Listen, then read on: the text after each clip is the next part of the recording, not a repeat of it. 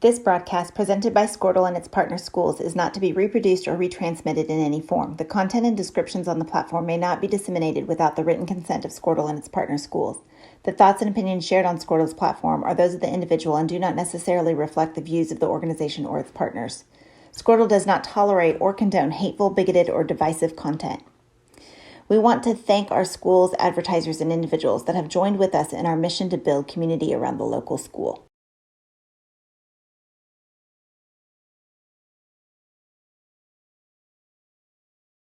Email adam@squirtle.com right now for more information.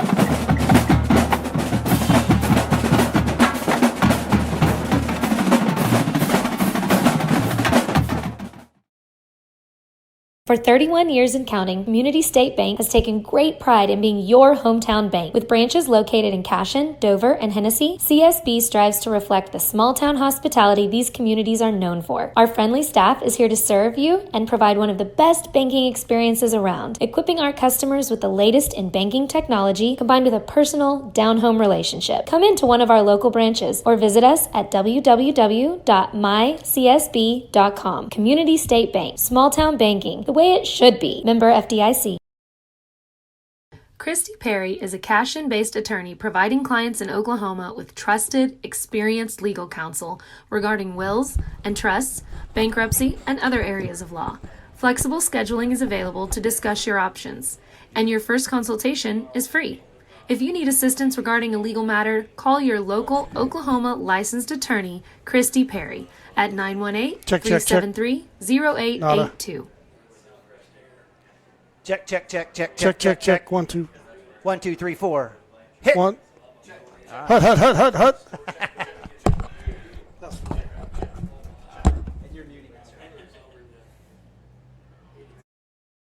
I'm here. There we go. Drop that camera down. Drop that camera mic down all the way. It was already on Yeah, mute, so I wasn't sure. And then right click on Live Gamer. Just move it out of the way so you're only dealing with. And in fact, well, I mean, you can.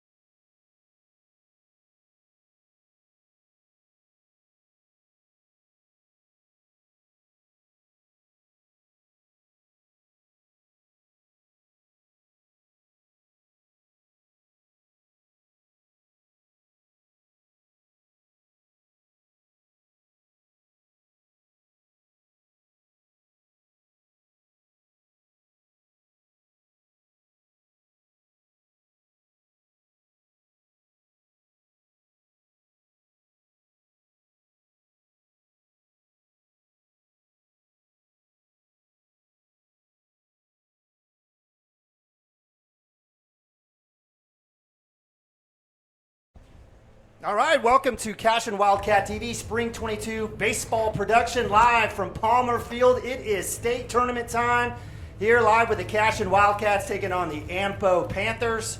Neva Nabavi, Dirk Fippen, and Mike Shaline bringing today's state tournament quarterfinal action. And super pumped to be out here on a beautiful day, again live at DeLisi Park, a historic park here in Oklahoma City. If you've ever been around Oklahoma County, you know this place. Place looks absolutely beautiful, and we're super pleased to be bringing you guys today where we have a matchup of the number 4 seed Ampo versus the number 5 seed Cashion Wildcats. A little reshuffling after a regional play as the Wildcats win 12-2, and I think it was may have been who lost, Dirk? Who was the team that lost to Worcester? Worcester lost to Calera. Was upset by Calera. I don't know about an upset, but they were beat by Calera. So kind of mix things up, but we're super proud and super happy. Second straight here for the Cashion Wildcats, returning to Palmer Field. Last year it was one and done against the defending state champs, Silo Rebels, who actually went on to win, I believe, in a 8-0, 9-0 fashion against the Calera Bulldogs. But it's the Cashion Wildcats' turn here in Game 2. On the field, we definitely have a little warm-up. We've got some time, but Dirk,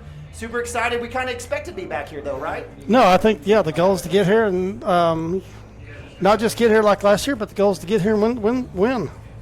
We can hit with any of these guys, and it's to me, it's a matter of how well we pitch this thing, how well we pitch it, and the strategy that coach uses to manage that, to get through 3 games against the top 8 teams in the state, so we'll see. But like I said, I think hitting-wise, we can hit with any of these guys.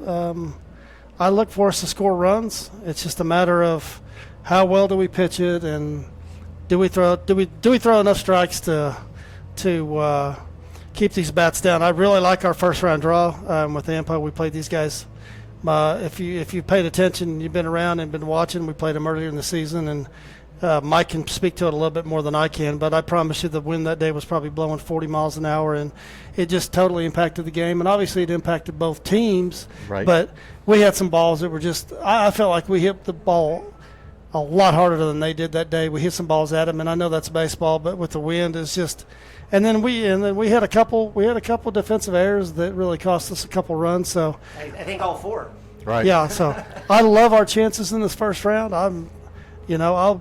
Frankly, I'll be disappointed if we don't win the first round. That's kind of how I feel about this team. So, but hey, you win this one. Silo won the first round. We got a rematch with those guys, and I think everybody down there would love to have that. Yeah. So absolutely. that game that you were talking about, Dirk, was on April 12th. The Wildcats, I think, coming off of at least, I want to say it was 8 games in maybe 10 days. It felt like, it was just it was a 1-4 loss. Mike, you were on the call. I mean, anything to add from that first go round with Ampo? Yes, absolutely. I mean, I love this matchup with the same starting pitcher as that day. It'll be Williams on the hill, so we've seen him once, like we mentioned before. I mean, it was 40 miles an hour straight into home. It definitely played more like a softball ballpark that day. So we hit it on the screws a couple times, but it just knocked it down. Didn't find any gaps. We had some critical errors. Today, different story. 85 degrees in Oklahoma City. The wind is blowing. It's about time we got some summer weather. Right. It is blowing about 15, 16 miles an hour. That's nothing in the state of Oklahoma. So there's also a wind break out there on the other side of right field that'll help a little bit. So no, I love this. This is a great condition for baseball, and I think it's their best versus ours, and I'm loving to see how this thing turns out. Heck So. yeah. Well, it's a bit dimensionally, it's a big field too. We're 335 down the lines, and not so deep in center at 365 at Big Wall, but down the lines in the power alley, it's a big field, and the wind is out of the south, blowing from right to left, and we did see a couple balls jump out here in the first game. I'd expect to see it even last year. I know Bryson Green had a leadoff home run. Right. I think Gavin and Nick both hit the wall last year, and in fact, I know that Silo had a couple of home runs. Well, the same kid that he went deep last year, the OSU commit, their shortstop went deep twice today, and one of them, was a no-doubter. But I think the wind will, and we're a right-handed lineup. We've got no lefties, so if there is, you want to say an advantage with the wind, we might have a little bit of that. And I do feel like we probably hit for quite a bit more power than Ampo. So yeah, the wind could be a factor today. Absolutely. So again, have we said that every game? Pretty much. It's okay. Right. It is a bit shielded out in right field. There's some big old trees out there off that creek.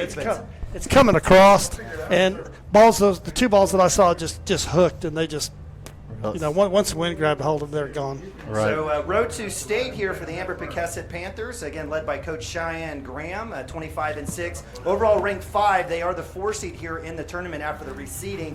Again, through the regional tournament there hosted by AMPO, they took care of business with Fairview. They actually lost to Haskell. They came back to beat Tonko on the losers bracket, ended up being Haskell twice, 6-4, 11-1. So give credit to AMPO showing a little bit of mustard to come back through the losers bracket of their own regional. The Wildcats had an easy breezy day of it, took care of business in the first round of their own regional, again facing off against Minko. Again, a little mini rivalry, 13-2 victory, came back against Ketchum, was able to win that 4-1 to go to the winner's side, and Minko worked their way all the way back, but it was a 12-2 5-inning run rule for the Wildcats as they punched their ticket for the second straight year, coming back to DeLisi Park here, Palmer Field in Oklahoma City, Oklahoma. Mike, let's go to a commercial break. Looks like the Wildcats have taken the field for warm-up, so we'll take a couple minutes, and we'll be right back here on Cashion Wildcats TV. Our world is changing, but one thing is the same. We're here for you. In these uncertain times, take comfort in knowing that modern women of America is built for this. We are built to handle uncertainties, and we've weathered many in the past 137 years, including world wars, disease outbreaks, depressions, and recessions. You may have concerns about your financial plan, but you can also have peace of mind. You got this, because you have us. Hi, my name is Stephanie Woody, and I want to help you or a loved one navigate your way through understanding Medicare. It's hard getting questions answered when you don't know who to call or trust. I am local and appointed with all the insurance carriers in Oklahoma. You can trust me to help you apply for Medicare, make the right decisions based on your current financial and healthcare needs, and feel confident about your future. Act quickly. Annual enrollment period is October 15th to December 7th. Call Stephanie Woody, that's me, at 405-830-4966 to set up an appointment. Kyle and Gina Van Druff have the answers to all your real estate and insurance needs. These guys will have you covered in a one-stop shopping experience. They are local agents, local supporters, and active in the Cashion community. They are also proud parents of past and present Cashion students. Kyle and Gina help their clients make the right choice. Don't wait till it's too late. Call 405-607-4300. Go Wildcats and number 88. Let's have a great year. Walk it up. Get you some.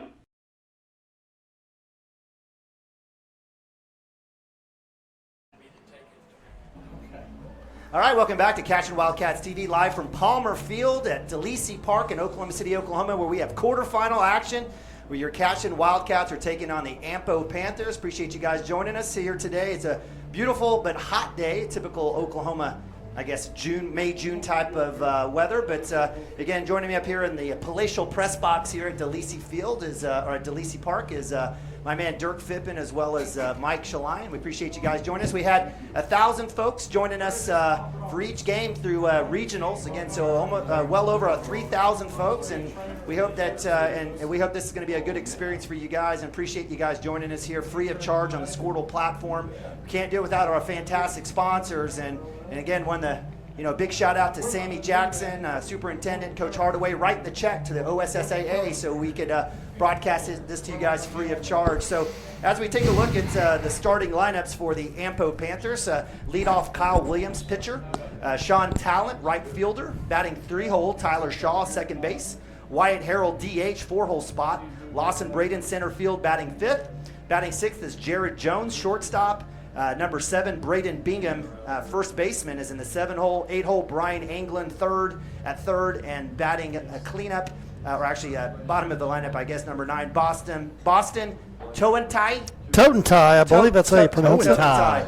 That's a fun name. I'm going to just go with Boston. We'll start singing some Boston songs while we're at it. At catcher, and then again, whole lot of feeling. Not batting is number 2, Ian Guthrie, playing in left field. Appreciate that. Hey, from a Cashion perspective, Dirk, in the lineup, it looks like it's standard as usual. Anything stand out to you, or what you'll be looking for here? No, it's going to be the same. Gibson will be in the DH spot for Max, and outside of that, it looks like he's landed on the final one here, and we've seen it the last couple of weeks, and he's got it. There's actually some strategy in this thing. The way he's got speed behind, bigger bats.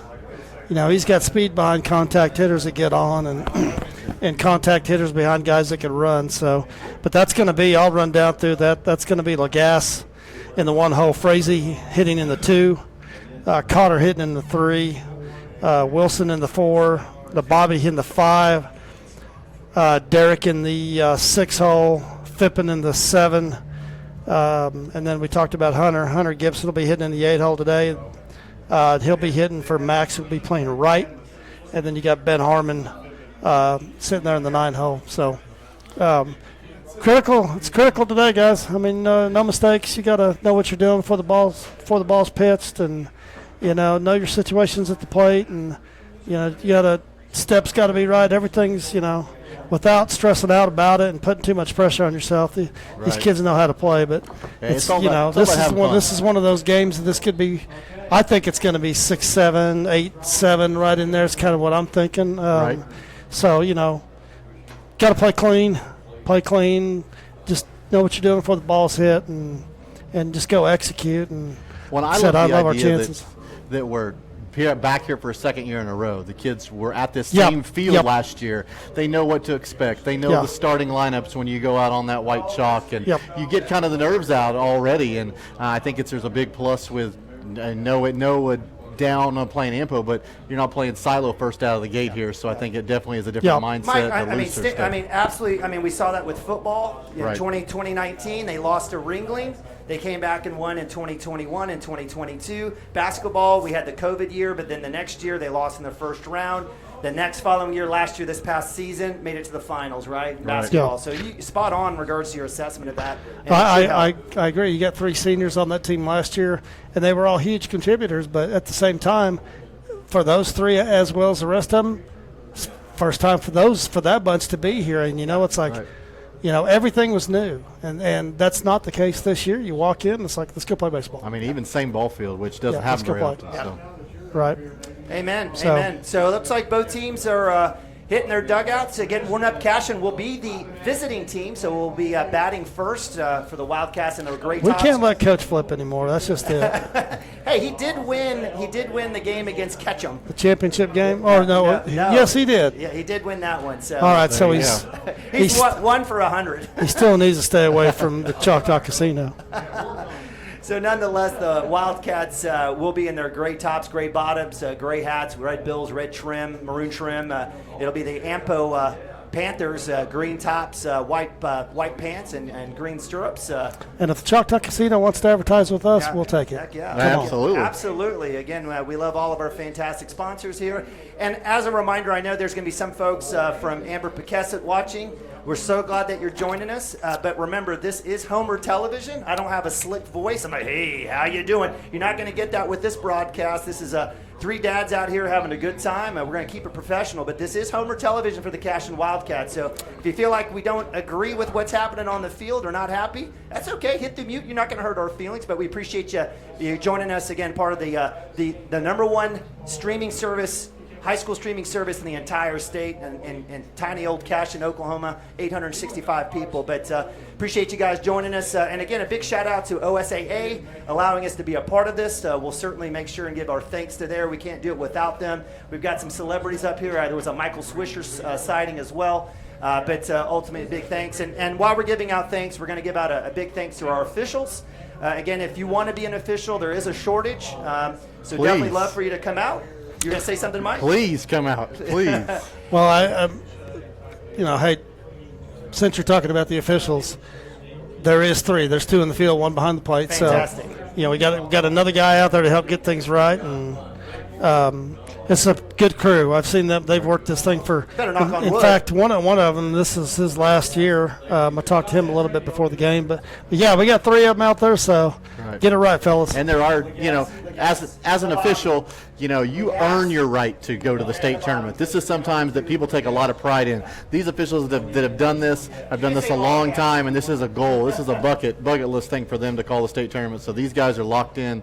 Hopefully, going to give us their best as we give the players give their best. It's not personal, right? No, not at all. Right? But sometimes we don't have to agree with the call. But ultimately, at the end of the day, again, as we offer up Cashion Wildcat TV, Homer Television, we definitely appreciate our fine officials. Can't have the game without them.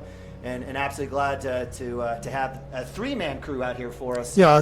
For sure. So looks like Coach Graham and Mounts are having a conversation, most likely talking about right now. Mike, are they talking about foul line placement? Or Yeah, they're talking about down here on the left field line, how much is in play over there. Well, if that's there's it. any That is a holes, good. Yeah, we need to talk about that, Mike. Right. Finish, because you're. I think you were heading there, but there's. Right. I mean, there's a huge area over you there. got that's in bullpens down there, foul and territory. they're not fenced in. So Right. there was a play the Clara kid tried to make a play on a ball earlier today. He just kept on running, and almost had an opportunity to make a play, and it was. There's probably 30 yards from the left field line to the right field line to the other side of that bullpen. So there is a lot of pasture out there.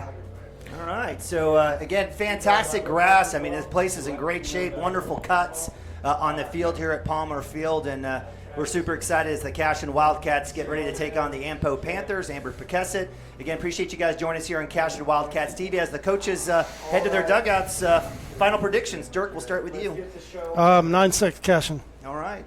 Mike? 6-4 Cashion. Okay, so you got it there from the experts. It's going to be a close one today. And again, we appreciate you guys are joining us here. We got a great crowd, fantastic crowd. Always the maroon and gold follow the Cashion Wildcats wherever they go. And certainly appreciate them coming out. But if you are stuck at work or you can't figure it out, we're glad that you're joining us here on CWTV's production. Oklahoma City. Today's Class 2A championship contest will match the Wildcats from Cashion High School with a record of 24-5. First, the Panthers from Amber Pocasset High School with a record of 25-6. Now, let's meet the players from Cashion High School who will be the visiting team today. The Wildcats are led by head coach Blake Mounts and assistant coach Eric Robertson and Terry Wade.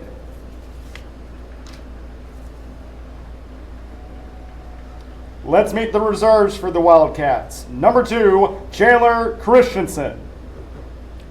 Number 4, Cooper McGuire. Number 6, Jackson Miller. Number 9, Titus Davis. Number 15, Drake Woody. Number 17, Trevor Cook. Number 19, Eli Martinez. Number 21, Carson Gump. Number 23, Wyatt Schmitz. And number 25, Zane Stemke.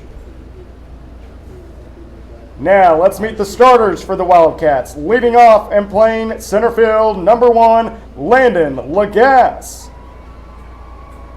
On the mound, number 13, Cooper Frazee. Frazee. Thank you. At short, number 12, Preston Cotter. At first base, number 3, Joey Wilson. Behind the dish, number 24, Nick Nabavi. At second base, number 16, Derek Sheeline. And left field, number 10, Gavin Fippen. Number 7. He's 10 today. Whoa. The designated hitter, number 14, Hunter Gibson. And third base, number 22, Ben Harmer. And in right field, number 5, Max Higdon. Good job. Ladies and gentlemen, these are the Cashion Wildcats. Now let's meet the players from Amber Pocasset High School, who will be the home team today. The Panthers are led by head coach Cheyenne Graham and assistant coach Cody Wilson. The reserves for the Panthers, number 24, Hayden Brown. Number 21, Tavion Sladen. Number 18, Oscar Rodriguez. Number 17, Drake Riley. Number 3, Ethan Herrera. Number 11, Avery McComas. Number 10, Kale Jones. Number 3, Draven Florence. And number 0, Kobe Hunter. Now let's meet the starters for the Panthers. Batting leadoff on the mound, number 15, Kyle Williams. In right field, number 6, Sean Talent. At second base, number 5, Tyler Shaw. The designated hitter, number 8, Wyatt Harrell. In center field, number 7, Lawson Braden. At shortstop, number 1, Jared Jones. At first base, number 33, Braden Bingham. At third base, number 12, Briar Englund. Hey, how'd you say Coach? How'd you say 14's name? Oh, What'd you Boston. say? Boston, Toddy Tie? Toe and tie. Behind the dish, number 14, Boston Toe and Tie. And in left field, number 2, Ian Guthrie.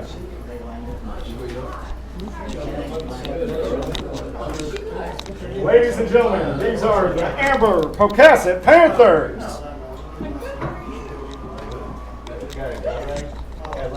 All right, starting lineups and reserves. We'll have an opportunity for the Now, start. will you please stand and remove your hats for a moment of silence and honor those serving in our country's armed forces, and remain standing as we honor America with the playing of our national anthem.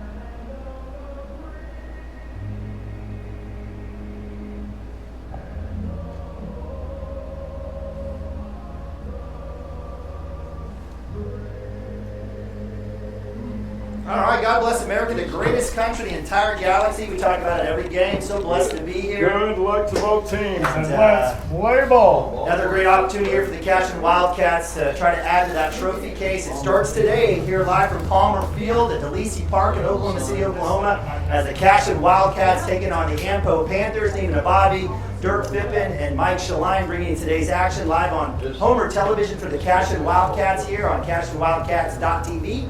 And guys, you know what? I mean, at some point we're going to have to sit and pinch ourselves. We're not done here, but it's just an amazing 3-year run. Right. Football, basketball, football runner-ups, basketball states, baseball state, last year, 2021, football champs, basketball state tourney, baseball, and then this year, football champs, state basketball, and back at baseball here. Just a ridiculous run here by this group of seniors.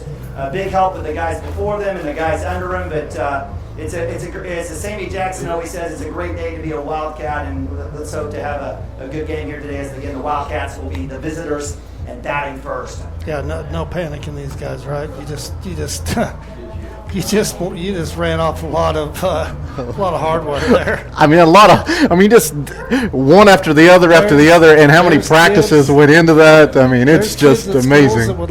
That would say, hey, you can stop at the very first one. Right. And we don't have one of those.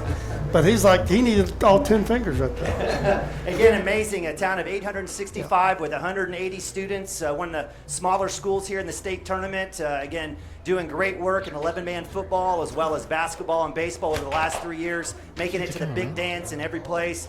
Coming back with a silver ball in basketball this year and 2 gold balls in football over those last 3 years. again, just a great crop of kids, a great coaching, and just an amazing culture. But today they got to face off against Ampo. Again, another great historic team. They've done fantastic. They've been here before. And so the Wildcats certainly will have their hands full as top 8 teams here. And when you're talking about 2A baseball, you're probably talking about some of the best baseball in the state, regardless of class. And bar any. And go look at their schedules. Go look at their schedules. That'll tell you. So again, Kyle Williams will be the starting pitcher for the guys in green out there for the Panthers. Dirk, anything you see from the right-hander? No, nothing. Just looks like 3 pitches. Curveball, changeup, fastball. We've seen him. We've seen him. Just good at bats. Don't chase. Be patient. Know the situation.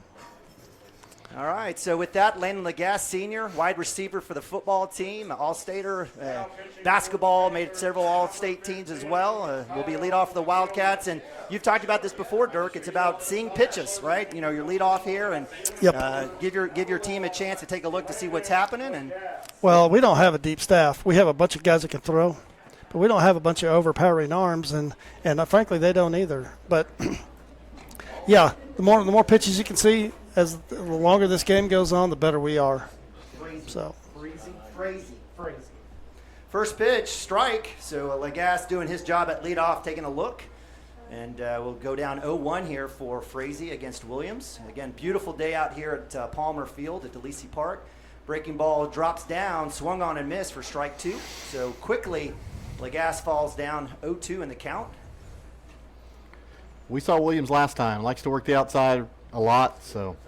Swung on shot. That's going to go right into the hands of the glove of the second baseman on a little bloop, and that'll be out number 1 on 3 pitches. Just got fisted on the inside pitch there. Looked like it might be enough just to get it over his head, but little dying quail, so to speak, right there.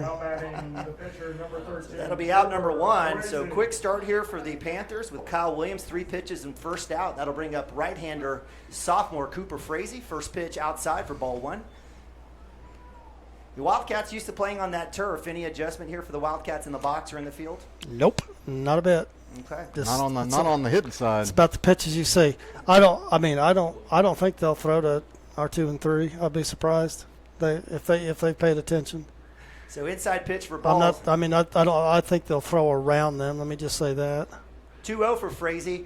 Takes a hack. That's straight up in the air. That's going to bleed out to left field. Left fielder will make the catch. Give credit to Ian Guthrie, and that'll be 2 outs on 6 pitches here for the Wildcats. So that'll bring up 3-hole hitter Preston Cotter, shortstop for the day.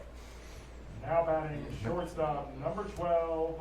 Is this eerily similar to what we saw earlier in the season? It is. They're just trying. We didn't hit this guy very, very well the first time around. I did see Cooper as he's coming back to the dugout, relaying some messages to his teammates about what he saw up there. So I'm sure there's a little bit of bite on this ball. It definitely has a downward cut a little bit. So first pitch strike, fastball right down the middle, and it's always that second look for the Cashion batters on every pitcher we've seen this year. Comes back in, breaking ball. That's swung on, and that's straight up again. Looks like it has a chance to bleed. Shortstop will come out in the grass, make the catch, and that'll be 8 pitches, 3 outs, and the Wildcats are done. 1, 2, and 3. We'll go to timeout. Be right back as we move to bottom of 1. At Maples Nixon Diesel Horse, we've helped a lot of people, and our goal was to treat each and every person like a friend. And as a friend, we've got your back always. We understand what you're going through. Being lawyers is what we do, but it's not all that we are. We care. We'll stand beside you throughout the entire legal process, not just as lawyers, but as your friends. We are Maples Nixon Diesel Horse, and we are here to help.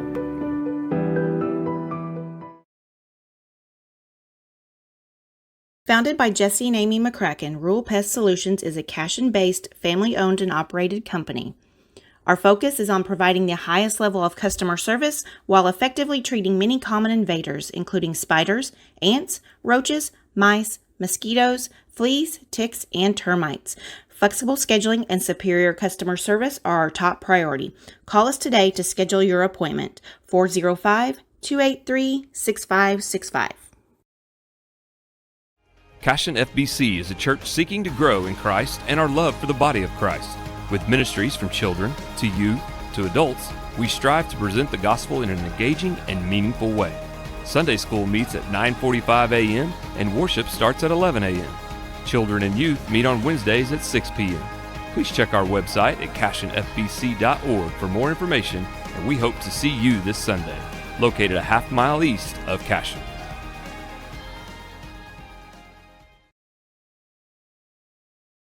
Wildcats TV, Homer Television for the Cashion Wildcats State Playoff Tournament.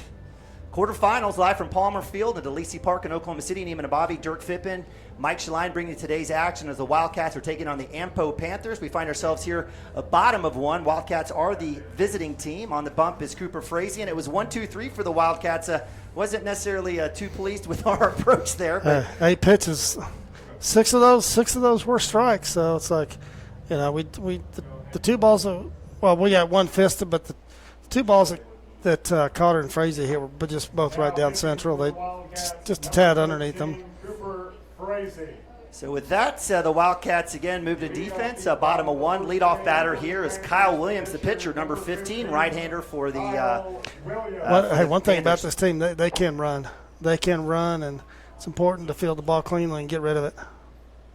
For sure. I mean, Ben Harmon, I like to see his wheels down at third. He's going to have to be charging hard. So I like Cooper off the mound being able to field a bunt, and obviously Nick's lightning quick out from behind the plate. So inside pitch, first pitch, ball. So 1-0 here for Williams. Again, Wildcats again setting pretty standard here. I don't see any. I see Max Higdon up a little bit with that wind, maybe blowing a little bit into left field. Yep. So second pitch, ball, a little low there. 2-0 for Williams going up against the sophomore right-hander Cooper Frazee.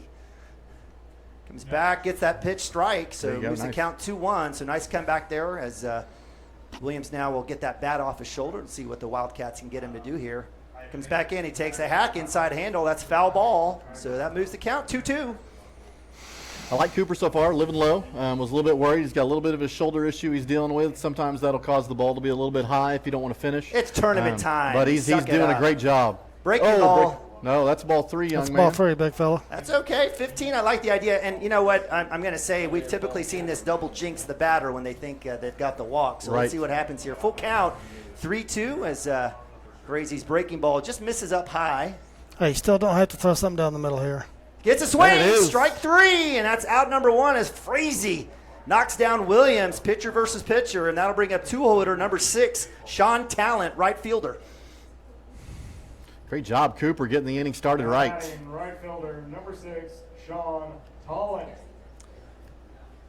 So with one out off the K, Cooper Frazee comes right back. That's going to be hit to right field. Max Higdon moves about 2 feet. He's under it for out number 2. So first pitch swung on by Talent. Right fielder will go with the mark of our awesome PA guy here in the booth, and that'll be out number 2.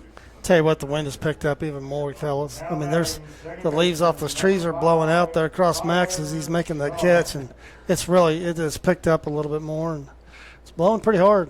It's not like we haven't seen it for the last 2 months. No, April was ridiculous. So they said it was the here we go, windiest month since 1970. I think we've talked about that. So check swing fouled off there as Cooper Frazee gets ahead against number 5, right-hander Tyler Shaw, second baseman. So they're not a big lineup, but they can run. I'm telling you, fellas, we watched them earlier and watched them last year. A lot of these kids are back from last year, and wow, they can run the bases. Off the table, Frazee, breaking ball, strike 2. 0-2 now, well ahead. Let's see if Frazee works away from the right-hander.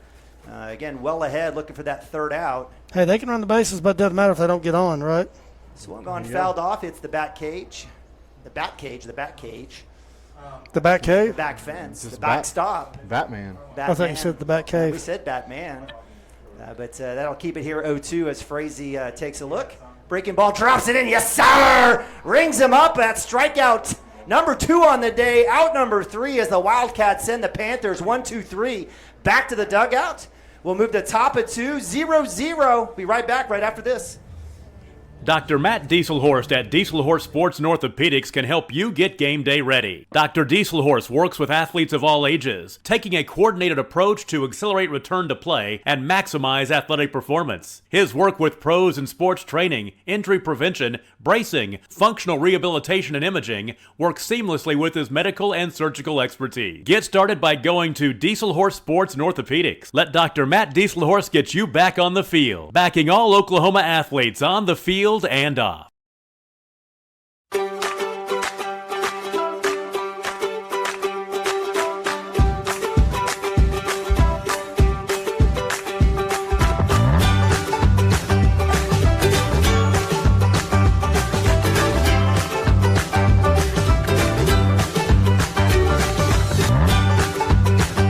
Stream with Oklahoma's #1 high school streaming service, Squirtle.tv. Find out more at Squirtle.com/stream.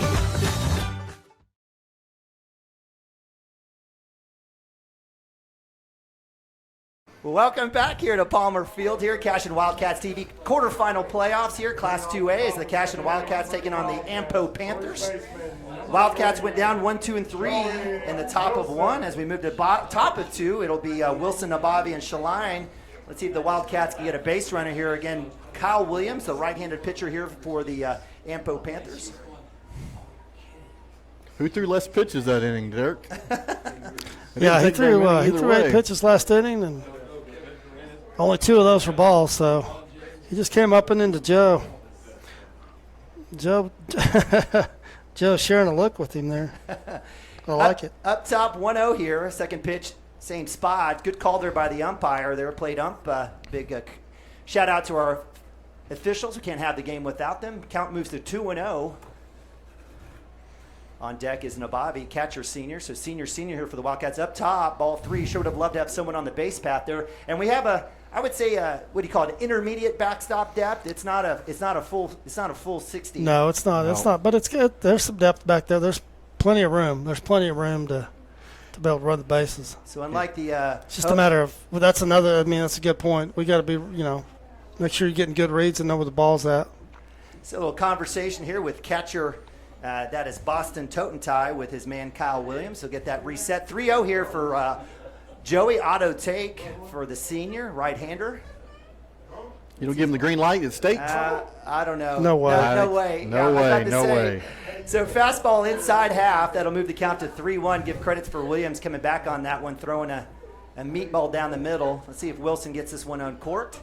Inside, he'll wear that one. And no one better than starting center Joey Wilson as he trots down to first base, and that'll bring up 5-hole hitter, catcher, senior, right-hander, Nick Nabavi. So we finally got a base runner here in the game. It took us an inning. Now batting the catcher, number 24, Nick. So as Nick Nabavi comes up, he'll get the signal here. Not sure if we'll have a take and steal. Joey's got good feet. I'm not sure if Coach will gamble here. Or bunting. And there it is. Nabavi had the turn. Looked like he had a good position there on the bat. May have been inside a little bit. That gets fouled off, so that'll move the count to 0-1. He was square early. He was even belly button facing the pitcher. Definitely. So. In this case, show early. Get third baseman in here. So Nabavi will most likely show look here. Throwback is not in time, so good work there by Wilson coming back against first baseman Braden Bingham for the guys in green. So again, 0-1, no outs here. Top of 2. Wildcats looking to move Joey Wilson over. Nabavi will show bunt. He'll drop it down first base side. It looks good. He's got a chance. He will beat it out. He won't. But Wilson going to 3. Absolute running error. And he's out. He's not only out, but he's out of the game too. He's out of the game. Yeah, they just ejected him. He didn't slide, and he ran over the third baseman. Well, for a senior, that's a hard way to go right there.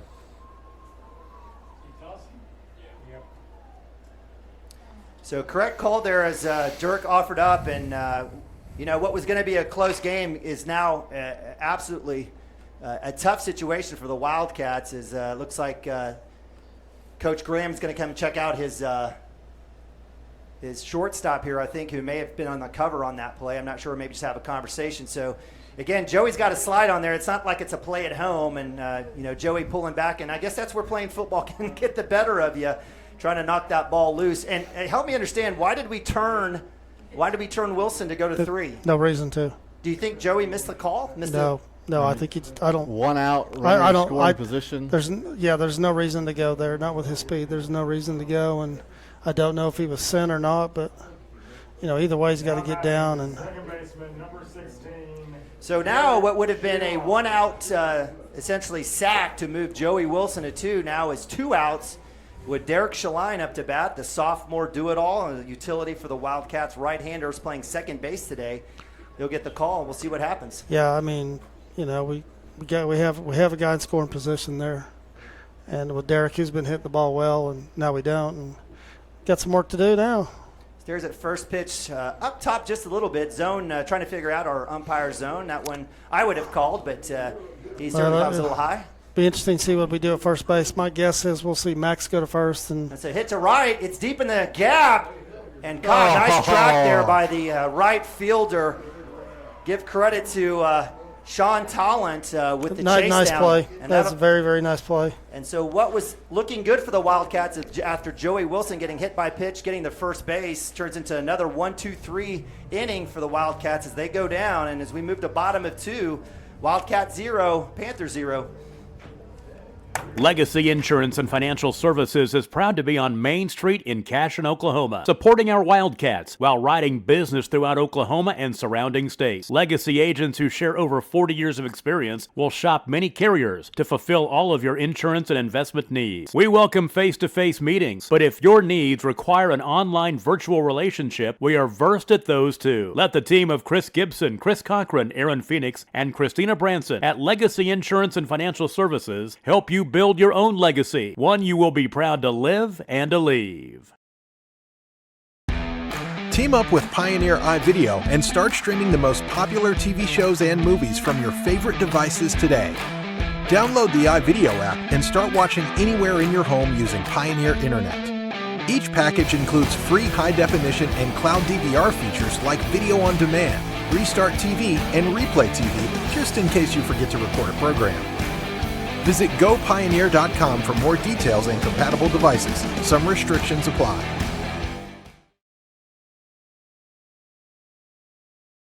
All right, welcome back. CWTV production of state tournament quarterfinal playoff here live from Palmer Field. Neiman Ababi, Dirk Fippen, Mike Shaline bringing you today's action as we move to bottom of 2. Wildcats taking on the Ampo Panthers. And with the ejection, if you missed it, of Joey Wilson on the tag at 3. He needed a slide, ran over the third baseman.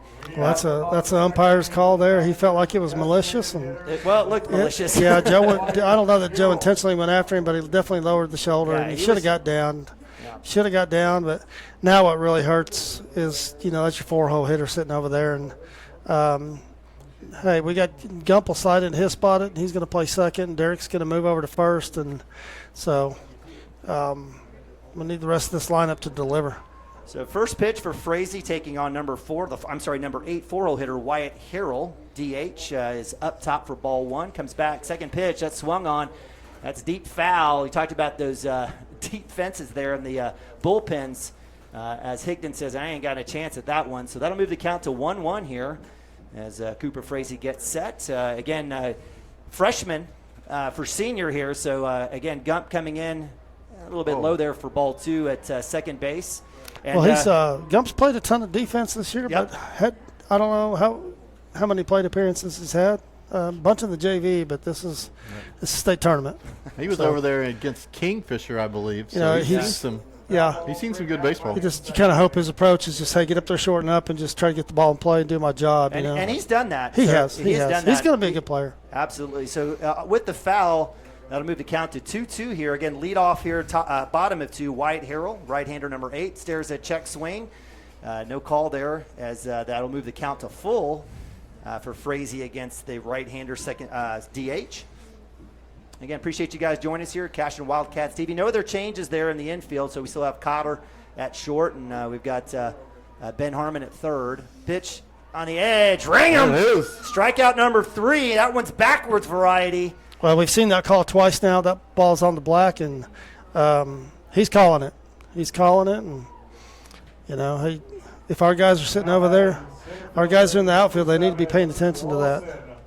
So that'll bring up 5-hole hitter number 7, right-hander Lawson Braden, little center fielder here for the Ampo Panthers. First pitch, fastball down the middle, swung on and missed, so it'll move the count to 0-1. And again, four batters faced for Cooper, 3 strikeouts, so starting off pretty well. Comes right back, fastball fouled off of Nababi's helmet. That'll hit the backstop, and that'll quickly move the count to 0-2 as Frazee gets out ahead pretty quick. Be interesting to see if he comes off speed. I mean, this guy's been way behind on both these pitches. And right down up top, nice spot there for Frazee trying to get Braden, Lawson Braden to chase. That'll move the count to 1-2. Just barely misses it. And that's one of those high hacks that might get popped up. Comes right back, breaking ball, call it. Oh man, catcher did a great job of framing that down too. He did. So that one is just misses. Maybe just a little bit high, so they move to count 2-2 here for Frazee going up against Braden. I don't think he missed. There it is. Right around. Either way. So it works. Good job, Cooper, coming back there. Was that backwards? That was 5 excellent pitches is what that was. That was 4 strikes. So strikeout number 4 on the day, out number 2. That'll bring up 6-hole hitter number 1, Jared Jones, shortstop here for the Panthers. Frazee in the zone, get it. Just up top a little bit. Could have had the check swing, but count will move to 1-0. Again, you'll notice they're not a big team. They're scrappy and fast, and put the ball in play and make you get them out. So that one's popped up right side. Shalian will chase it. That one will go out of play. That'll be a souvenir Coca-Cola. We need our PA announcer to say, go chase that ball, young buck, and maybe get you a little suicide. But they'll move the count to 1-1. You guys, I know you did that little Mountain Dew, Fanta, Coca-Cola, Payday, Sprite. mate. Payday. You got to leave the diet out of that. Oh, no diet. I didn't see any diet. Right. No one's watching their calories when they're 10 or 8 or 4. 1-1, 2 out pitch. Here we go. Breaking ball just misses inside and low, or actually outside and low. Move the count to 2-1. You're going to say something, Dirk? No, I was just going to say it's time. Keep this ball down. Let's get a ground ball or strikeout. Fastball up top. So good patience there by Jared Jones, the shortstop. Moves the count to 3-1. Not Jerry. It's not Jerry. I said Jared. I heard you, but I'm just saying. We'll go with Jerry. Maybe he's Jerry to his grandpa. Who knows? I mean, you don't know. Did you go stalk him on Instagram or something? Is that what you did? I love my grandparents, but I wouldn't mind Jerry Jones being my grandparent. 3-1 for Frazee. Comes back up, and that'll be his first walk of the day. So good work by Jones working back, getting the walk. And Ampo has their first base runner of the day, and that brings up 7-hole hitter number 33, Braden Bingham. You know what? We don't want to be stereotypical, but Bingham definitely has a third base or first base corner physique. Big kid. Yeah, it looks like a guard. I bet he. They don't play football, Ampo, do they? No, he doesn't. He goes down to he plays at Anadarko probably. He goes Anadarko, maybe Yale. Or no, not Yale. Not Yale. Not Yale. Sure. No. Duke. I was thinking Duke. But I don't think they have football as well. Anyway, throw back to 1. This one, second pitch, swung on. Lagasse coming in to chase in center field, and that'll be out number 3. So the Wildcats are able to strand 1 Panther. Was that 1 pitch? It was 2, wasn't it? 2 pitches, yes. Actually, no, it was 1 pitch. Yep. It was one pitch. One on that at bat. Yeah, so with that, the Wildcats are able to send the Panthers back to the dugout as we move to top of 3. Quick, fast-paced game thus far. Wildcats 0, Panthers 0. Be right back right after this. At Water Heater Man, we specialize in repairing and replacing all water heaters. We service the OKC Metro and surrounding towns with fast, reliable service. We keep our vans fully stocked with essential parts needed for basic repairs, and new tanks are always on the vans ready to go. We offer free estimates on all jobs with financing options available. We match manufacturer's warranty for all newly replaced water heaters. We'll get your water heater back up and running as fast as possible so you don't have to put your life on hold waiting for service. Give us a call today, 405-844-TANK. That's 405-844-8265. Go Wildcats!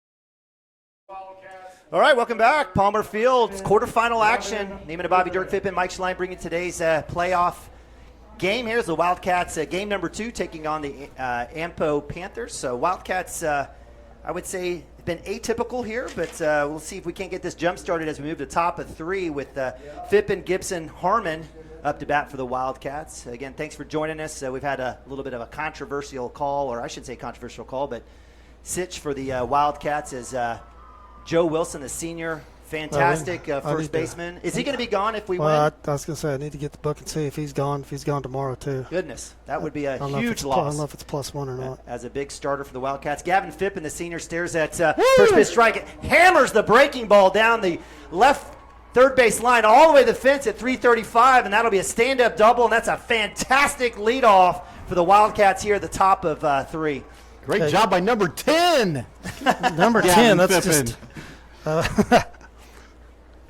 So Wildcats getting their first. I think I'm wearing number 10 tomorrow if we win this thing. Wildcats with their first hit of the game. Joe Wilson is the only other base runner who reached on a hit by pitch. That'll bring up DH sophomore Hunter Gibson. Hunter number 14 today with Fippen at 2. Base hit will be fantastic as Gavin is an absolute menace on the base path.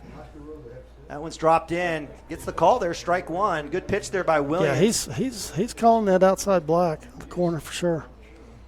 So as Hunter takes first pitch, stares at 0-1. Here again, no outs, top of 3, 0-0. Wildcats still working through their lineup. Swung on, shot right past third base. Will this have a chance as Gavin Fippen on the bobbles coming in, and that'll be a run number 1, RBI single, Hunter Gibson. Nice job, Hunter Gibson. Not doing too much with it. No, he didn't. He not tell too big for him. Yeah, so. I love that. Just let his hands work right there and didn't try to do too much with the 0-1 count. So with that, Coach Graham will have a conversation. And how many times this year have we talked about the bottom of the lineup coming in, cleaning up house for the Wildcats? I felt like in the regional tournament, I wasn't there for Saturday play, but bottom of the lineup just really came through and played well. District play as well. It's been fantastic. Very productive. So while Coach Mounts, give credit, he's played around a little bit with the lineup, but again. Well, I like what he's doing. He's got speed in front of contact hitters. If you'll notice that, what he's done with 5, 6, 7, and 8. Not trying to. And then he's back to speed with Ben in the 9 hole. But if Joey doesn't go to third. I know. Don't even start. Yeah. Derek's at least so when. Derek's is out there. You advance him to third. We probably scored just another run, but whatever. So Ben Harmon, senior third baseman, shows bunt. We'll drop it down to the pitcher. Let's see if they'll get the lead runner. They do. It's unfortunate. He's going to be safe at first. And that's when again, Harmon's been fantastic with the small ball this year. That one was just a little too close and a little bit less work for the pitcher to turn around. So as Gibson gets thrown out at 1 on the force on the fielder's choice, that'll be out number 1. And that'll bring up Landon Lagasse, leadoff. Landon on the day had a fly out to second. The second at bat. Let's see what the senior can do here, number 1 right-hander. First pitch a little bit low there for ball 1, so 1-0, and you gotta love Ben Harmon and his speed. We saw Gavin Fippen come around from 2, so let's see if we might have a steal or hit and run opportunity here for Coach Mounts. Coming back, no play. Not the best count to run on. Kind of expecting a fastball here, but Ben's got speed. So after the fielder's choice, Gibson gets thrown out at 2. Harmon's at 1. Lagasse up the bat outside. Good eye there by the senior. Moves the count to 2-0. And if there's anyone that's more calm than Landon Lagasse, please point me into that person's direction. Yeah, sometimes I want to just say, hey. Landon's going to be a Cowboy coming up here in the fall. Oh, gets the strike there, so that'll move the count to 2-1. Good spot there by Williams.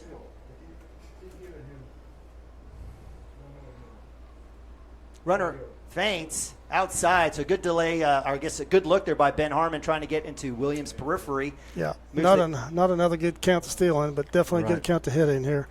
Love to see him put something in gap. Left field line is wide open. It's been great. A little surprised they're not shading the line a little bit with the wind and just the righty in the box.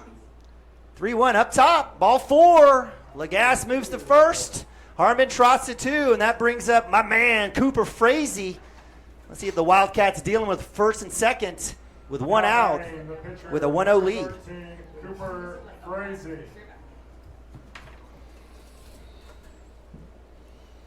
Hey, do we have sound? Yeah, we've got sound now. Okay. We do. Got a text from Brett Green. Oh, that was a while ago. That was 2 minutes. That's That a one's shot. shot. That one's deep. That's deep. It's caught. No tag there as Harmon runs back to second. Great shot there by Frazee, first pitch. And testing out that wall there at left center, but that'll be out number 2. It's a big field. We're 335 down the lines. That's major league dimensions, and it does kind of shallow up. It's kind of a typical high school field, 365 in the center. And give the left fielder some credit. That's a lot of ground to cover right there. You can't tag on that one, unfortunately. If that ball's a little bit further to center fielder, maybe, but. Shot. That's going to go through. This has a chance to score Harmon. That will score Coach Harmon. will send him. Going to third will be Legas, and another RBI single for the Wildcats. This time, junior Preston Cotter. Good job, Preston. 2 outs, coming through, hitting it right back up the middle. Nice RBI. 2 runs on the board for the Wildcats. So the Wildcats had an awful start to this game, have heated up, and no better time to keep that 2-out rally is the replacement here, Carson Gump coming in, the freshman, batting for Joey Wilson in the 4 spot. Got runners at the corners. Well, I go back to Ben hustling down the line on that bunt because it was bunted hard back to the pitcher, and they had an opportunity to turn too. But he hustles down the line, and, so that every play matters, guys. Every play. So Wildcats putting up 3 hits here in the top of 3. Again, runners at the corner here. Let's see if we have a take and a move here. Let's see what happens as Gump, and there'll be a look as he comes off to. Took a little 31 look there, but. Coach Graham getting his call in. Let's see what happens here as the Wildcats will set. Nabavi on deck. Pitch inside, swung on. And a delay steal there by Cotter. Yeah, they're going to let him have it. As the catcher, Boston Totentai, says, all right, fine, whatevs. Gets it back to pitcher. So with runners at second and third, Carson Gump takes a look at an 0-1 situation, 2 outs. Come on, freshman here. Take advantage of the opportunity. Ducks on a pond out there. Don't try to do too much here. Just fastball swung. That's a base hit. That's going to score 1. It's going to score 2. Cotter's going to come around. No play there on the cut, and that's a 2 RBI single for the freshman, Carson Gump. Hey, I'm looking down there seeing Carson's parents. Man, what a freshman coming through in a big moment right there. They're excited. Everybody's excited. Good stuff. So Wildcats with a 4-run inning thus far, 2-out rally still in play with the freshman at first base, and that'll bring up senior Nick Nabavi, catcher for the Wildcats. Joe Wilson needs to be the first one to meet Gump when he comes back in the dugout. Right, for sure. Right? Hey, it's where opportunity meets situation. That's exactly right. So and you got to be prepared. Well, that's the thing. This is not his first day. He's played, and we know he's going to be a good player. The kid's going to fill out and be a big kid and runs well. But man, just did a fantastic job. I mean, the ball's inside. He got jammed right there. He got his hands inside that thing. Chopper, that'll get past third. Base hit will move Gump to 2. The single by Nabavi. Well done as the Wildcats keeping the 2-out rally going, and they'll bring up sophomore Derek Shaline with 2 outs. Runners at first and second. We've batted around, fellas. Hopefully he gets a base hit here, but all 9 have been through. So the Wildcats sitting on a 4-0 lead. All 4 runs coming here in the top of 3. Runners at first and second. Shaline, big shot. Will it drop? It will not. An unfortunate first pitch swung on. Well-struck ball by Shaline. He's hit the ball. Great contact, but that'll end it for the Wildcats in that little rally there. But not after 4 runs come up on 5 hits. As we move to bottom of 3, Wildcats 4, Panthers nothing. We'll be right back right after this. Cashion Shape Up Fitness is locally owned and operated with no contracts or sign-up fees. Our rates start at only $30 per month, and we have tanning available. Everything you need to work on your health and fitness. So contact Amber Lee to sign up today. 405-538-8248. And don't forget to check us out on Facebook, Cashion Shape Up Fitness.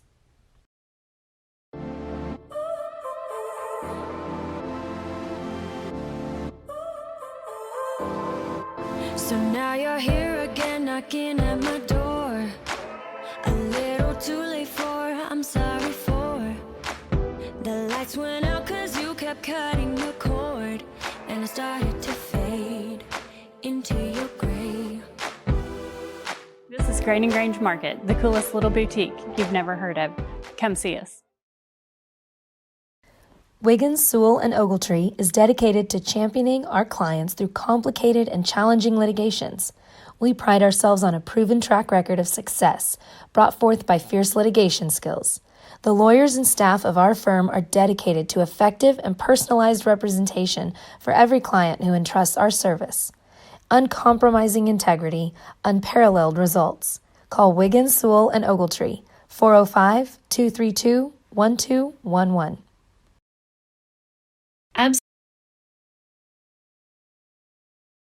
All right, welcome back. CWTV production of quarterfinal state playoff 2A baseball as the Wildcats taking on the Ampo Panthers here live from Palmer Field, DeLisi Park in Oklahoma City, Oklahoma. I'm Neiman Abavi, Dirk Fippen, Mike Schlein bringing you today's action. And what an inning it was for the Wildcats.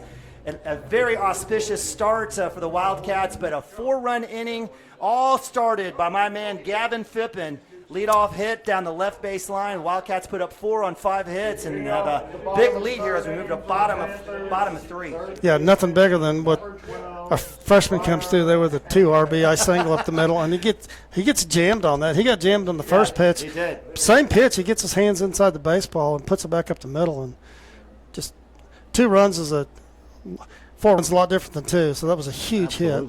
Absolutely. So as we take on first pitch swung on, that's going to go right side. Again, that is right-hander number 12, Brian Anglin, the third baseman for the guys in green, the Panthers. Again, appreciate you guys joining us here on Squirtle.tv, CashionWildcats.tv. I know we've got some Ampo fans probably watching. Again, Homer Television for the Cashion Wildcats, but we appreciate you joining us here. Count moves to 0-1 as we move to the bottom of 3. Swung on check swing, he needs to call it. He will, and that'll move the count to 0-2. So good work there by the plate ump as the check swing by Anglin is called. Nababi will come back in, have a little conversation with the sophomore right-hander Cooper Frazee. So Coach will have some decisions to make. I mean, obviously he's at 34 now. He's going to go 35. If he goes more than 50, if he goes over 35, he's got a day off. But if he could potentially come back Saturday, so. Unless he goes 50. So yeah, I think at this point, I think Coach Mounts is saying we got to win this game. So. Yeah, I think I'd love that 5-0 lead. Yep. 5-0 lead, you make a change, in my opinion. Nice spot there by Frazee, right at the kneecaps, just below there. So that'll move the count to 1-2. I thought you might have had a chance to get his 5th K of the day. Comes back in, fastball shot. That's going to be popped up. The freshman's there with the catch. So give credit to Gump there, right on the cut. That'll be out number 1 on the fly to 4. And that'll bring up 9-hole hitter number 14, Boston Totentai, catcher for the Panthers. Yeah, Cooper came into this inning with 32 pitches and tons of strikes. 20 of those for strikes. So you said the count is 50 pitches and he can come back Saturday? Yep. Anything, yeah. All right, so first pitch in the dirt low for ball 1 as Nababi gobbles that one up. Yeah, anything over than that he can't. Again, this is the 9-hole hitter, 14, as Ampo is now – has batted through their lineup or has gotten to the lineup. 1-0 pitch. Fastball struck straight up. Frazee calls it right on the first base line. He works back and drops it. That's uncharacteristic of Cooper for sure. Well, 2 hands, guys. Right, two hands. You got to be sure of that. This is state tournament, fellas. I'm sorry, but that's a mental error in my opinion. Cannot have that. So E1 here allows Totentai to be safe on first, and that'll bring up 1-hole hitter, number 15, pitcher Kyle Williams. Kyle in the first inning struck out. Let's see if Cooper can't get that back. Now running at first base, number 13, Nathan Herrera. So pinch running for catcher Totentai, a little courtesy run as Nathan Herrera. I think it was Nathan. That is Herrera, I believe, is what I think it is Herrera. That's correct. All right, so again, Kyle Williams, pitcher up to bat, right-hander. Let's see if what Cooper does here with Herrera on first base. Courtesy running. Comes back. Good work there. Derek Schlein. Hey, I know we love Joey Wilson. No one better than Mr. Magic Houdini Man at first. But Derek is no chopped liver, no consolation. He's a fantastic first baseman in his own right. Outside corner not called. So that'll move the count to 1-0. I've absolutely been impressed with Derek at first this year. Yeah, no matter where he's been, he's played well. Tries to get the same spot. Very been low. close. Must Those have been were low. very close, and they were a lot of them again called earlier in the game. I don't know if the zone has changed, but maybe just missing. Again, count 2-0 here for Frazee against Williams. Throw back at 1 on time as Shaline rakes the backside of Herrera. Guys, I'm going to go back to that drop ball. It's just, the little things like using 2 hands and squeezing it there. Everything matters in this tournament. Fastball swung on, missed. Or actually fouled off, I apologize. Well, It may have actually hit the batter there on that swing. So Coach Mounts having a conversation, try to get clarification. Coach Mounts he's a good guy. He's a good talker. Well, especially when you're talking about pitch count stuff, and maybe gives you some opportunities, but when you give away an out like that, it definitely eats into that. So no bueno. 2-1 here for Frazee against Williams. Runner at 1. Comes back, fastball, gets that one. Nice. Mike, I'm standing over here. I'm not being a sidler. I just wanted to make sure that he's getting that corner there. For sure. We're used to the palatial press box at Lance Beitler Field. We've got a fantastic view of the plate where our spot is. This count moves to 2-2 here, 1 out. Runner goes, hit and run, popped up. Lagasse comes in to track it in, and that'll be a catch. We'll come back to 1. Is it in time? Got him! Oh, it called him safe. I thought he had the punch. So great job by Lagasse. Almost. Yeah, Lance. Landon pumps it. If he doesn't pump it and just get rid of it over there, he's got him. Yep. There's no reason to hold it for sure. Another one of those little things, guys. It's just everybody's got to be talking. Everybody's got to be talking, but either way, made a nice throw. Fly out to center field is out number 2. That'll bring up the right-hander here. Number 2-hole hitter, number 6, Sean Talent, right fielder. Sean Talent, the right fielder, had a pop to right field to Max Higdon in the first for out number 2. Again, runner at 1 here for the Panthers. Comes back, fouls that one off. Well struck, just misses. It'll be 0-1 here for Cooper Frazee against Talent. Well, I did get the camera over at first base, so we can go back and look and see if he was safe or out on that potential double play. So, Frazee with a throwback to 1, not in time. So good work there. Obviously, I know it's 2 outs. And you're like, hey, let's go after the batter. But I absolutely love. No, they run the base as well. Working against them and hold them off because you never know when you're going to need that force. Comes back. So good work by the sophomore. 0-1, 2 outs here, bottom of 3. Breaking ball stays up top, doesn't fall off the table. And I'll move the count to 1-1 here for Frazee against Talent. Again, right-hander versus right-hander. Beautiful day here, a little bit of wind now blowing straight back at us. That one's up top. Good work there by Nabavi going up high to get that one. Again, change the balls here. Is there a more superstitious sport than baseball? Not at all. I don't know. Maybe there's cricket, maybe those guys, I don't know, rugby, I have no idea, but change a ball there for Nabavi. That's why Gavin's wearing 10 tomorrow. 2-1 pitch, swung on, chopped. It'll squeeze through. I don't know if that came off of Frazee's glove, but as you said, that pop-up and or that chance to come back at first may come back to haunt the Wildcats here with 2 outs. Panthers rallying here with a base hit over second base, and that'll bring up 3-hole hitter number 5, right-hander Tyler Shaw. Now batting second baseman, number 5. So just the first base hit for the Panthers. Well done there as Talent was able to work back. A fastball right off of Frazee, right past his glove and right over second base as Frazee takes a peek. Earlier in the first inning, Tyler Shaw struck out. Was for the 3rd out. Little wheel move coming back. Cotter, who is playing shortstop today for Frazee, who's on the mound, working the base runner. I believe it's Herrera. Again, Wildcats up 4-0. Appreciate you guys joining us here on CWTV. A little bunt action here with 2 outs. Comes back, swung on. Will it drop? It doesn't. Foul ball by about a centimeter. Wildcats extremely fortunate. I don't know if there would have been a play at home as Herrera was rounding 3, but he was going to be there. But that'll move the count to 0-1. So little atypical 2-out bunt sign, pullback, check swing. Right. This is their game. They don't hit it hard. They run the bases well. But this is their game. So 0-1 Frazee with staring at runners at first and second. Another bunt look here. A little wheel coming back to Cotter. Herrera back in time. Is this an opportunity maybe just to try to draw a walk to get in his face? I mean, he did take a swing at it. Right. Yeah, he's obviously not bunting here with 2 outs. Well, I'd be He's surprised. going to show it. He's going to pull back again. Swung on. That's going to find get that through. Fippen coming up, has a chance at home. Ball's in play, and Bobby with the glove and the out, and he pays for it. Out number 3, Gavin Fippen, electric from left field. Wildcats hold the Panthers scoreless as we move to top of 4. 2 games in a row, boys. That's 2 assists in 2 days. 2 games. 2 games in a row. And I feel bad for Herrera. He's going to have to take some migraine medication because he took a hard one from Nabavi, who plays middle linebacker for the Wildcats, and definitely in time. So Wildcats allow 3 to be stranded, in essence, 2 to be stranded, and they move to top of 5, holding on 4-0. Be right back right after this. Absolute Pools, Lawns, and Landscape is not your ordinary pool builder. From traditional to exotic and anything in between, our staff offers paramount quality and service through the entire design and build process. We provide service to the entire OKC metro and surrounding towns. So relax, knowing our team is wholeheartedly committed to building a trusting and lasting relationship with you. Visit us on Facebook or give us a call today at 405-285-9729. Absolute Pools, Lawns, and Landscape.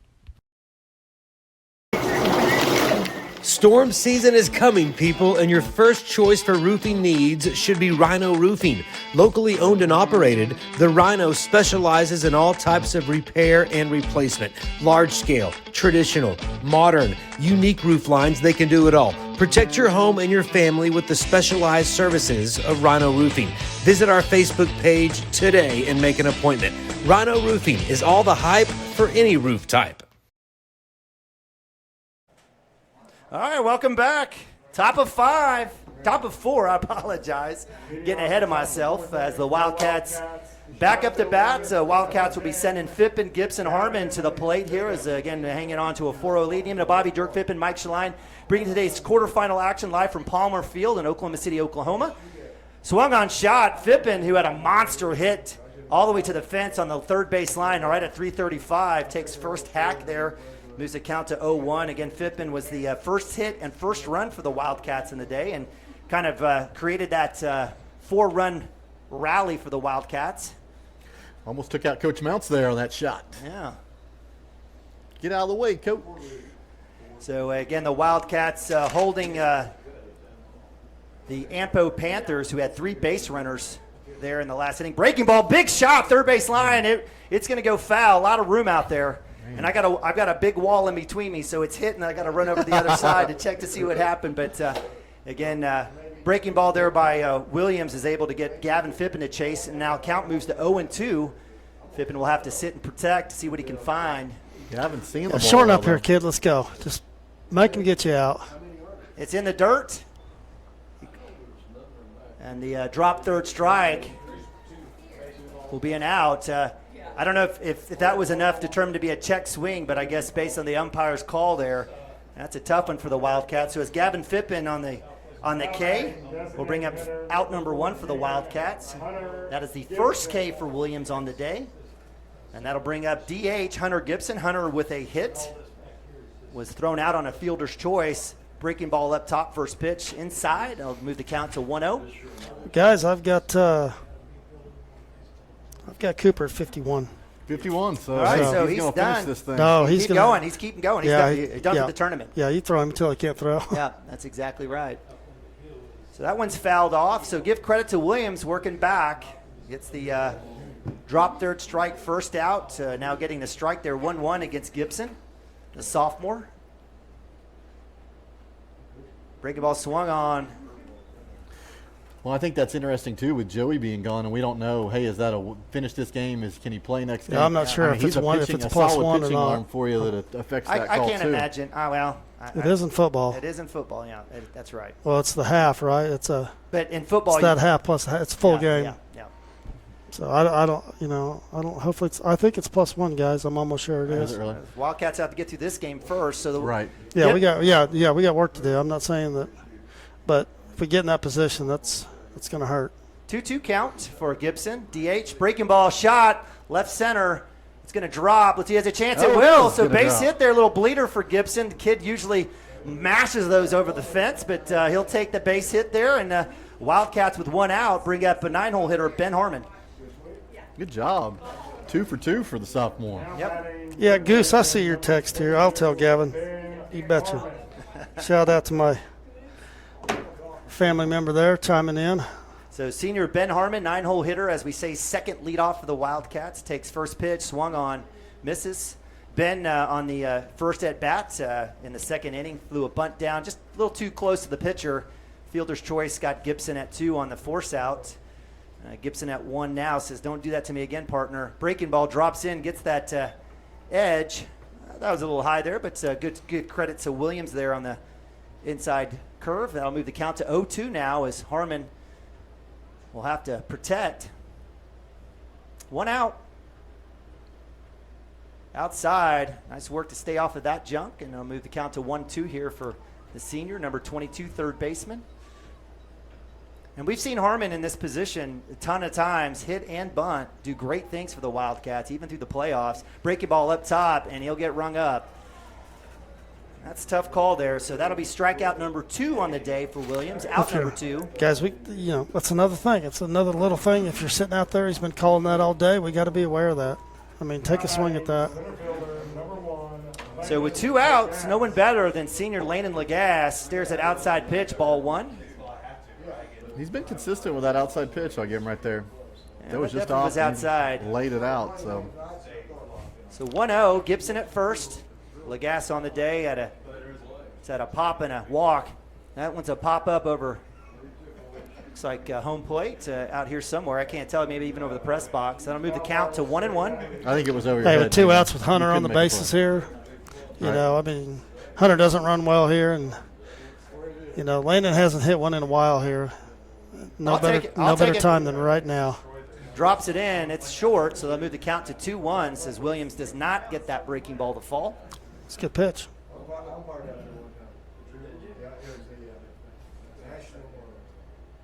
Fastball up top. They're going to call strike. Zone's getting funky now. That's that same pitch. He's calling it. He's been calling it. That was a little high, though, Dirk. The 2-2 here. We got a 6-2 batter in the box. I understand. 2-2, breaking ball swung on. Has a chance to drop, but it will. It's going to float up to the center fielder as he takes a couple steps there. Give credit to Lawson Braden on out number 3, and the Wildcats are unable to take advantage of Gibson at first as they go down. 3 outs, and we move to bottom of 4. Wildcats hanging on to that 4-0 lead. Be right back. Cashion Wildcats TV.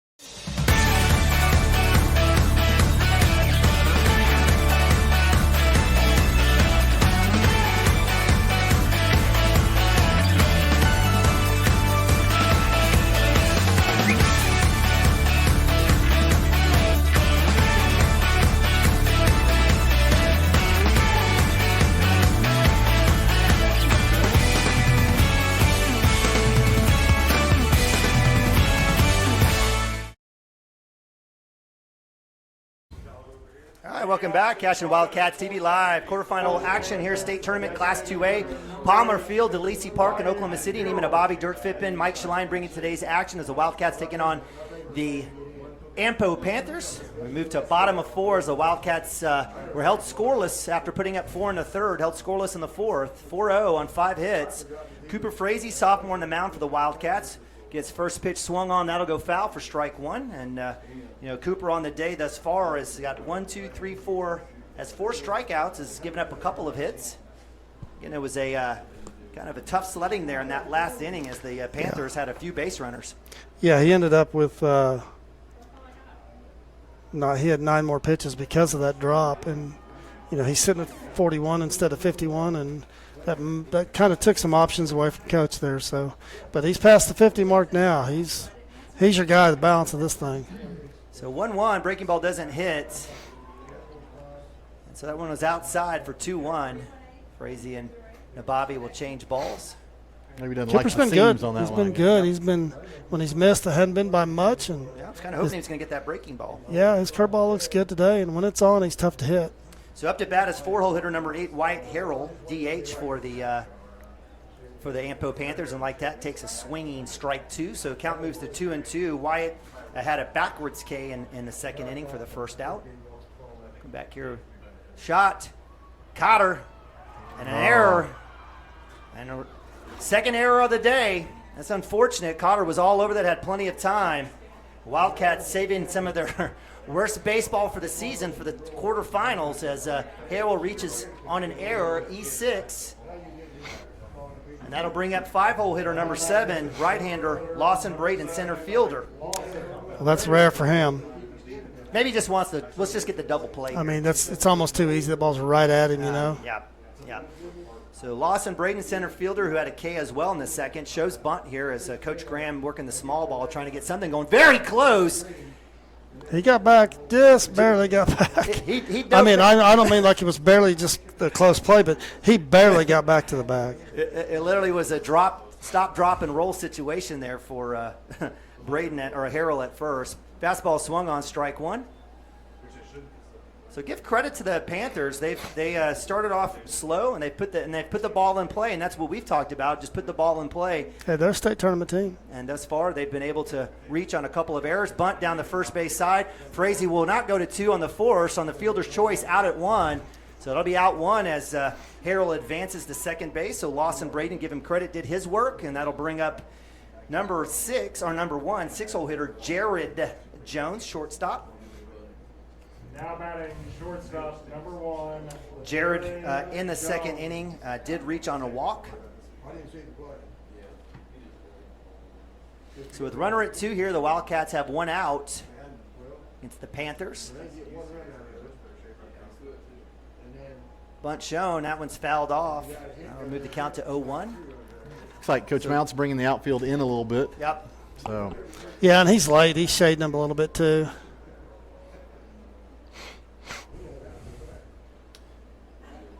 Oh, 1 count, 1 out here. Bottom of 4. Wildcats up 4-0. Appreciate you guys joining us here on CW TV production. Homer Television for the Wildcats. Will move. It's there. Gunned him.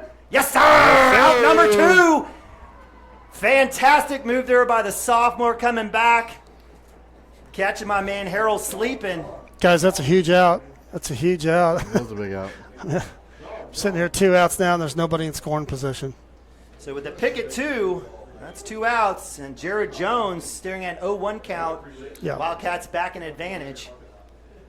A breaking ball outside. These calls, whew, pretty close. I think that was on the chalk. Yeah, it was just a shade outside. But just a tremendous catcher back there doing work. Fastball up top for ball 2. Count moves to 2-1. Again, 2 outs. Nobody on here for the guys in green. Sophomore on the mound comes back up top. So 3-1. Let's see if Nababi will get him to slow down maybe a little bit. yeah, just let him see how far he can hit this thing. Right down the middle here, Cooper. Fastball swung, foul off. That'll be strike 2. Again, same thing. Nobody's on here, and this kid's not going to hit it out. Just see how far he can hit it here. Well, I bet his mama might think he can hit it out. Well, his mother didn't hit one out either.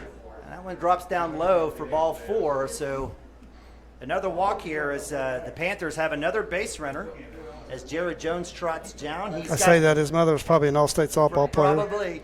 So the 2 walks that Cooper Frazee's given up have been both to Jared Jones, a little smaller in stature. Probably looks like about 5'3", 5'4". So that zone a lot smaller. So Cooper working back, not able to get it.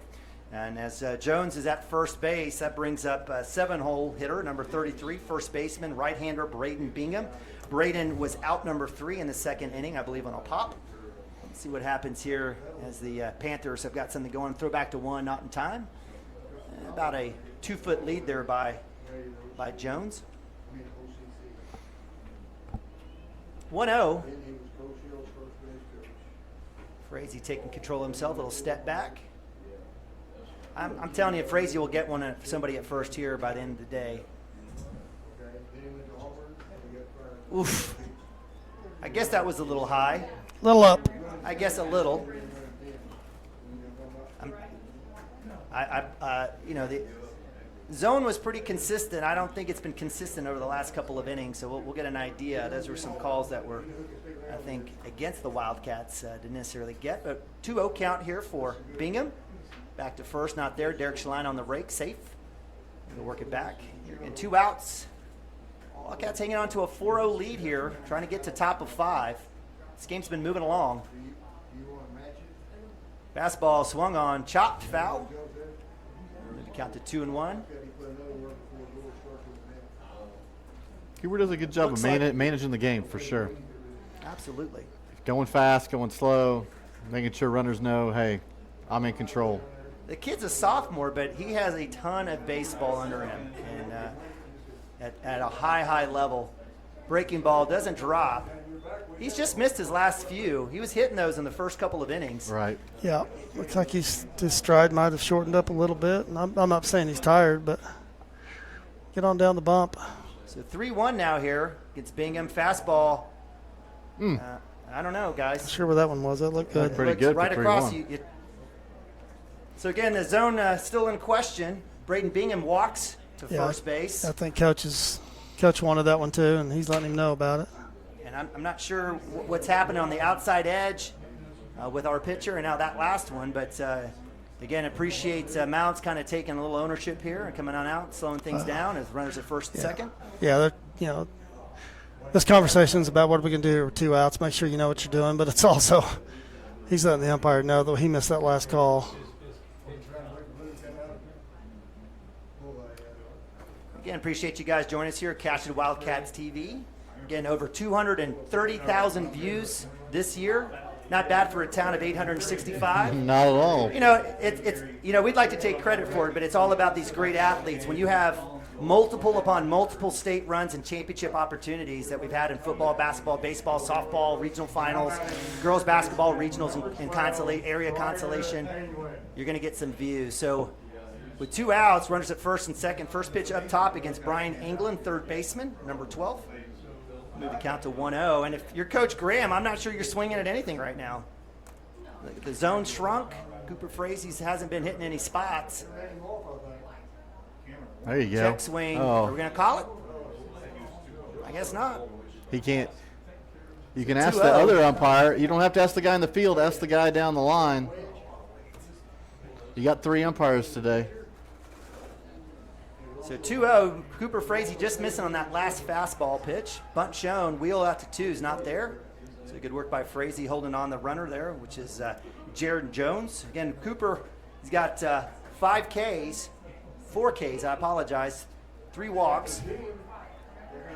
Does he get the strike? There's the strike. Does. Thank you. I'm not sure anymore. Yeah, that better be. It was right down central. Okay, I just wasn't sure. I wanted to make sure and check before I jumped in there. So 2-1. We'll move there. It looks like working the second baseman there, or the second base runner, Jones, for the Ampo Panthers. Again, runners first and second, 2 outs. Panthers threatening here, bottom of 4. That one swung on, fouled off. Well struck there by Brian England, or Breyer. Is it Breyer England? England? I think It it's is Breyer. England, yes. It is, okay. Breyer. My apologies to the England family. Third baseman here, Breyer in the third inning had a pop to second base, staring at 2-2 count, 2 outs.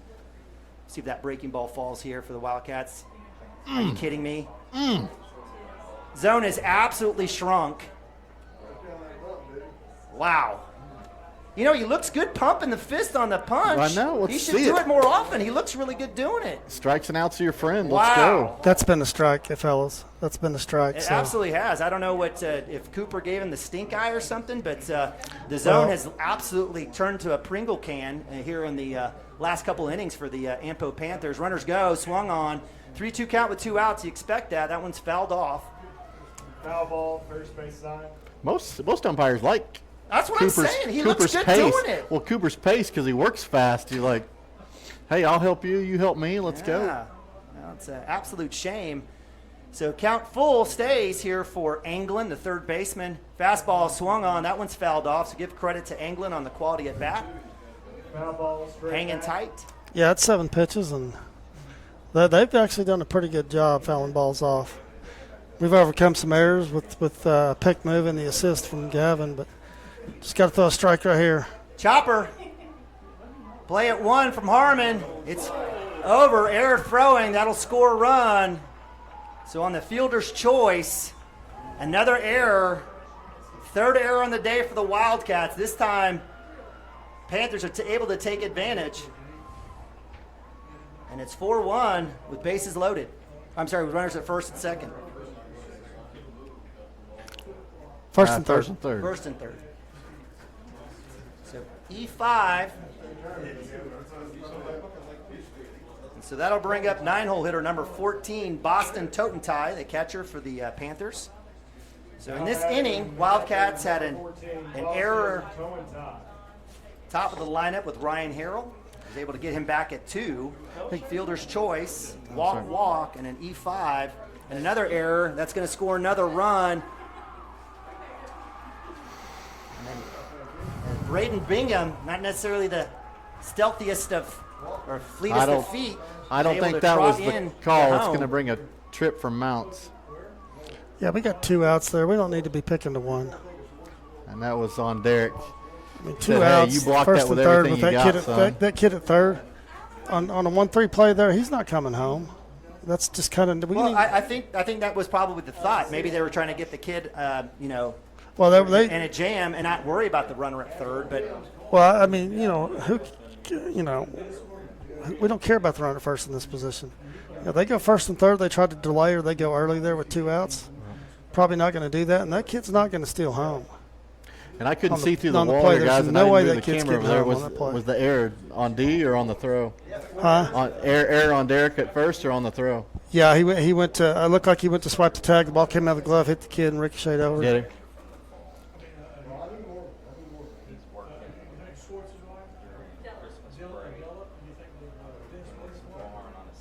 all right, so 4th error on the boards. We have a pop, Higdon, and of course it lands right on the line.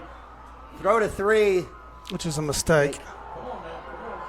And we've got a ball game. Man, another throwing error. I'm not sure. exploding. And Max has done that all year. That's a freshman error there. No need to make that throw.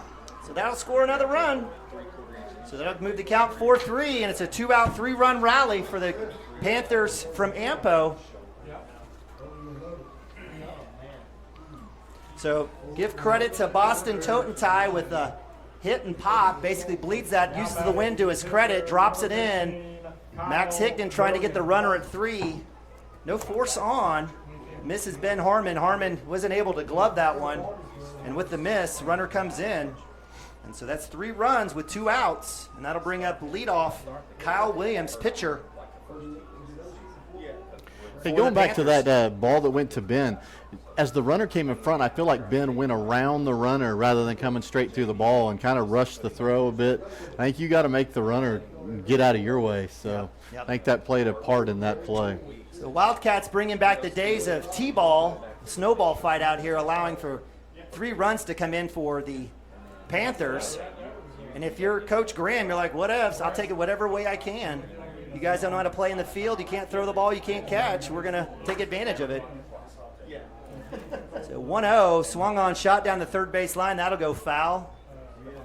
And all those close pitches coming back to haunt the Wildcats. I'll move the count to 1-1, 2 outs. 5 errors by the Wildcats. They've got 4 in this inning. 4 in this inning. No, yes, all 4 in this. 4 of the 5 in this inning. They had 1 in the third.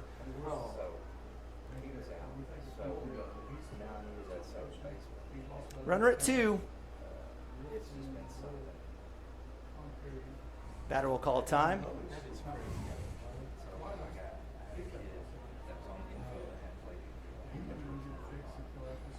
Well, stay with us. Get The on the game, day- the game on the that day. felt the game that felt in control is suddenly. It's a game of it ebbs and flows of the game. It's why it's a 7-inning game, and we're sitting here at the bottom of 4. Kyle Williams again up to bat. Kyle had a strikeout in the first, flew out to center field for the second out in inning number 3. Again, runner at 2 for it's totem tie for the Panthers. Inside pitch, that one's fly ball. Harmon will give it out to Gavin Phippen in left field, and that'll be out 3. Thankfully, the Wildcats basically giving away the 4th inning, saying, hey, we want close games, I guess. I can't think of any other reason. But after 3 runs, Wildcats still hanging on to a 1-run lead as we move to top of 5. We'll be right back right after this.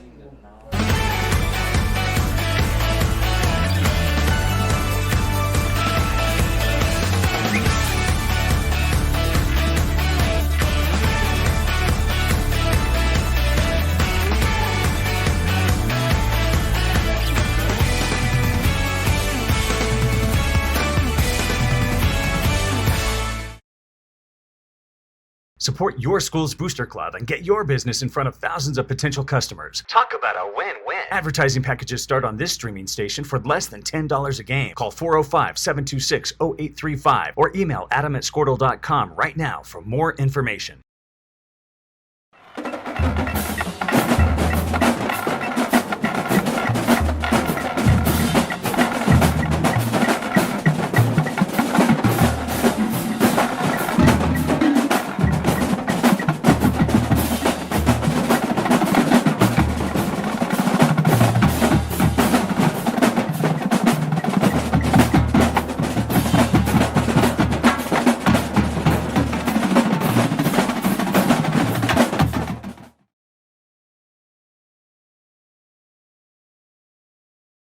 All right, welcome back. Cashion Wildcats TV live from Palmer Field. Quarterfinal action here, state tournament, Class 2A. Wildcats taking on the Panthers of Ampo.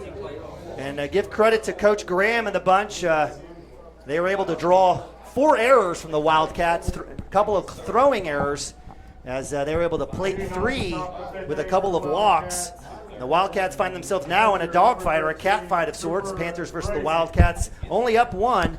Here as we move to top of 5. Appreciate you again, you guys joining us here. Cooper Frazee, pitcher for the day, up to bat for the Wildcats.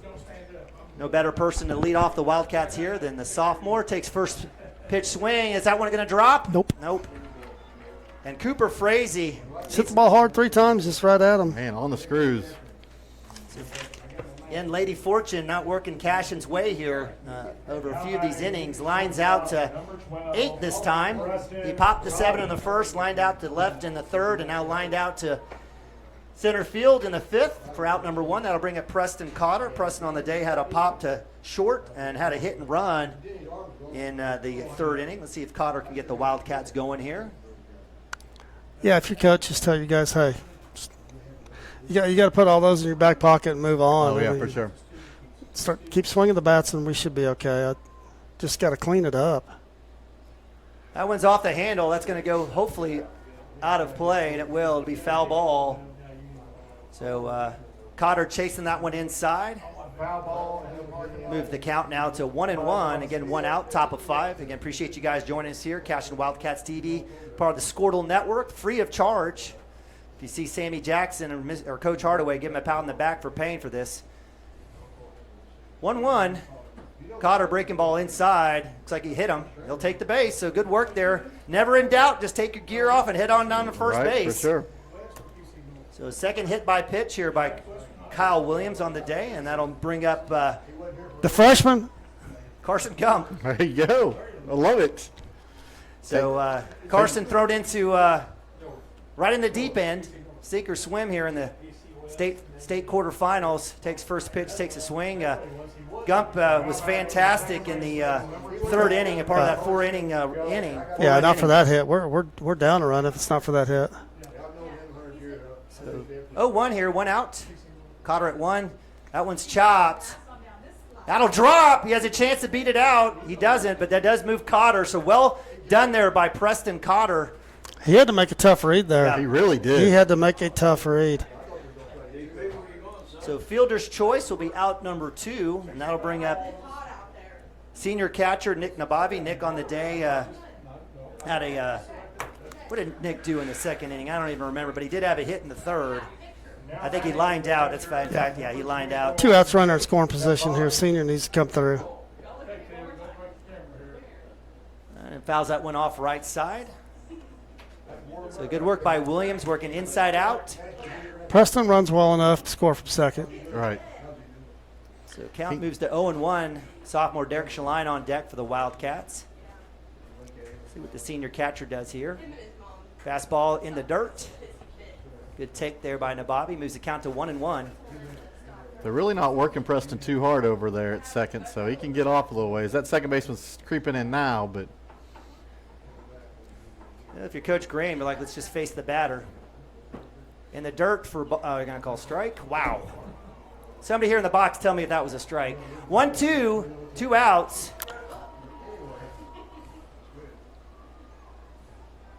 As they say, not your pitch. that's why you get 3. Bobby will, with 2 strikes and 2 outs, runner at 2. We'll have to shorten things up, see if you can't put something in play here on this right side. That'd be fantastic for Cotter at 2. Breaking ball shot to third. It's going to go off the glove of the third baseman, E5. Cotter will hold up at 3, so the Wildcats stay alive here. E5, first and third. And I'll bring up sophomore Derek Shaline. Good job by Nick. I don't know if you want to count that as a hit or not. It was No, well struck. I think it was. I think it was. That's a tough play, but that's probably E5. But sure been nice to see that ball kick off a little further there. Well, the scorekeeper here gave it a hit, so okay, we'll give it a hit. Okay, we'll get the ruling. Yeah, they're going to talk about first and third here. 2 outs, make sure they know what they're doing. Oh, it's not working. Okay. All right, so a little conversation here. Coach Graham and Kyle Williams. Got to give him credit. I mean, he's given up 7 hits, 4 runs. But, right now, I mean, if you're Coach Graham, I mean, you continue to roll the dice, obviously, with Graham because it's just a 1-run game. Yep, absolutely. Hey, guys, I'm just going to bring it up. Just kind of very interesting situation. First and third, and Preston Cotter is your runner at third. Do we set up another one of those? Throw to second, and he takes off for the plate. I know this is where he got his knee all cut up on a play at the plate of this exact same team. So. Well, I guess you're just doing the double jinxie for us here, having that conversation. No, I just say, do you even take the chance on going? But you do. But I love you talking about it because you're bringing it up on the double jinxie on a bad play. So well, that's exactly what Ampo's talking about. They'll give up with 2 outs. They'll give up second. So as Nabavi trots back to first base, runners at first and third for the Wildcats, the good guys in gray.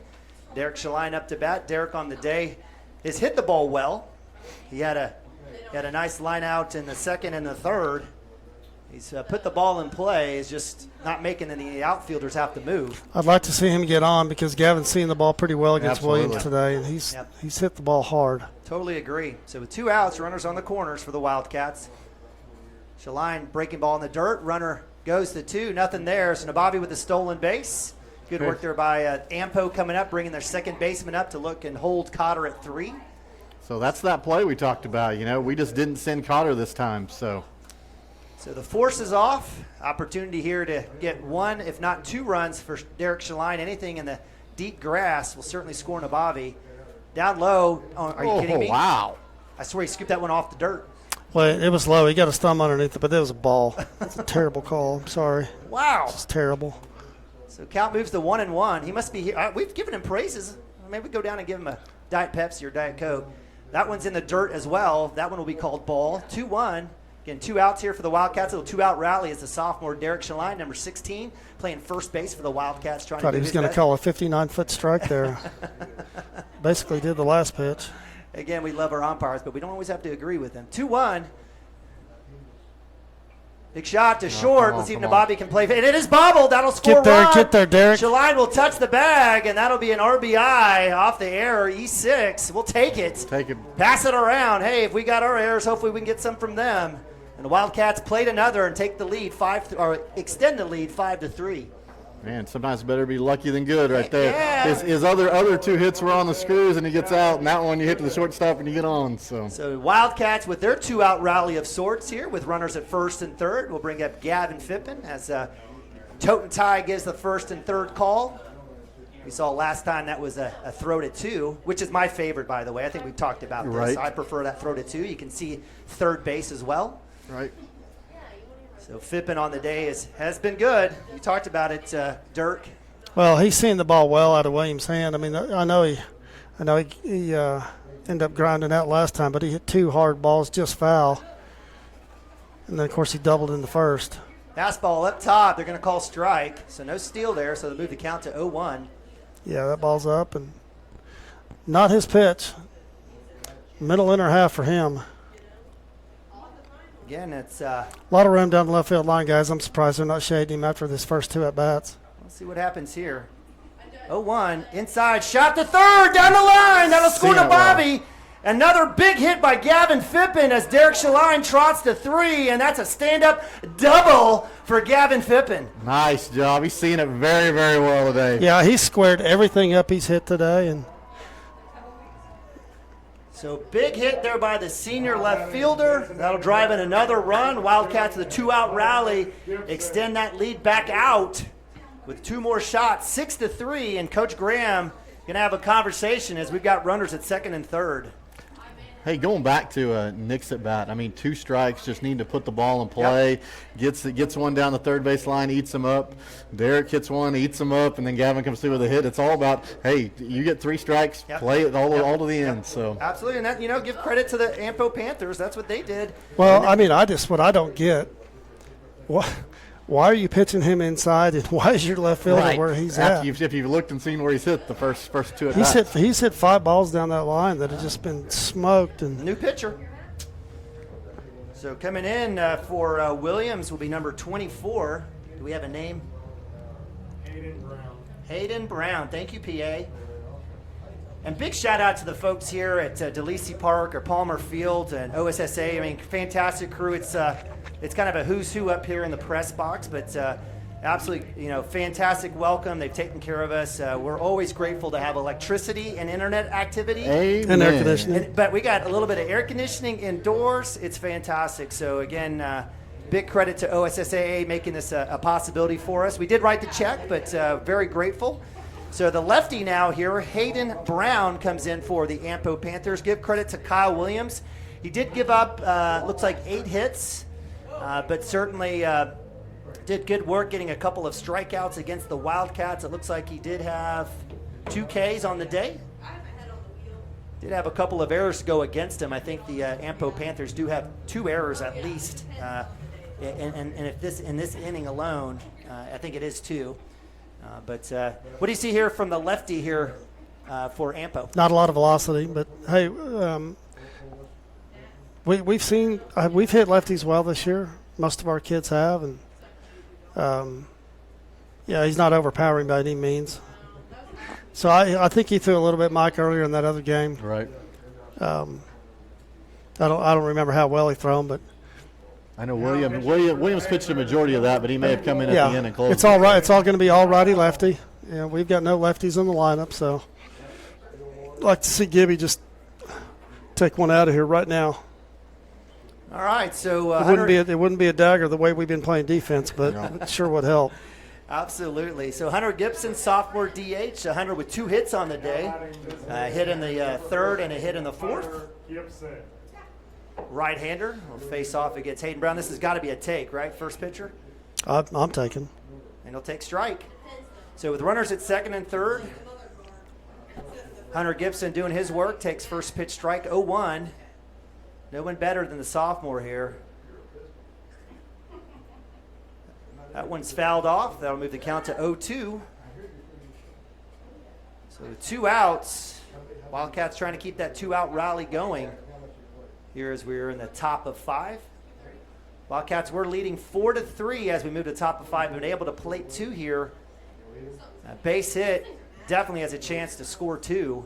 Base hit will score 2. They'll send Gavin. Fastball hit. Now dropped right in the shortstop's glove. Unfortunate for Hunter. well-struck ball, and it's better to be good. It's better to be lucky than good some cases, and give credit to shortstop Jared Jones on the line drive out number 3, and that'll move us now to bottom of 5. Wildcats do put 2 across, up 6-3. Be right back right after this. For 31 years and counting, Community State Bank has taken great pride in being your hometown bank. With branches located in Cashion, Dover, and Hennessy, CSB strives to reflect the small-town hospitality these communities are known for. Our friendly staff is here to serve you and provide one of the best banking experiences around, equipping our customers with the latest in banking technology combined with a personal, down-home relationship. Come into one of our local branches or visit us at www.mycsb.com. Community State Bank, small-town banking, the way it should be. Member FDIC. Christy Perry is a Cashion-based attorney providing clients in Oklahoma with trusted, experienced legal counsel regarding wills and trusts, bankruptcy, and other areas of law. Flexible scheduling is available to discuss your options, and your first consultation is free. If you need assistance regarding a legal matter, call your local Oklahoma licensed attorney, Christy Perry, at 918-373-0882. Our world is changing, but one thing is the same. We're here for you. In these uncertain times, take comfort in knowing that modern women of America is built for this. We are built to handle uncertainties, and we've weathered many in the past 137 years, including world wars, disease outbreaks, depressions, and recessions. You may have All right, welcome back. Palmer Field, quarterfinals, Class 2A state tournament. Appreciate you guys joining us here on CWTV production of Spring 2022 baseball as we move to bottom of 5. The Wildcats taking on the Ampo Panthers here in quarterfinal play. Game 2 up 6-3. Cooper Frazee on the mound, the sophomore. He's done well today, 4 Ks.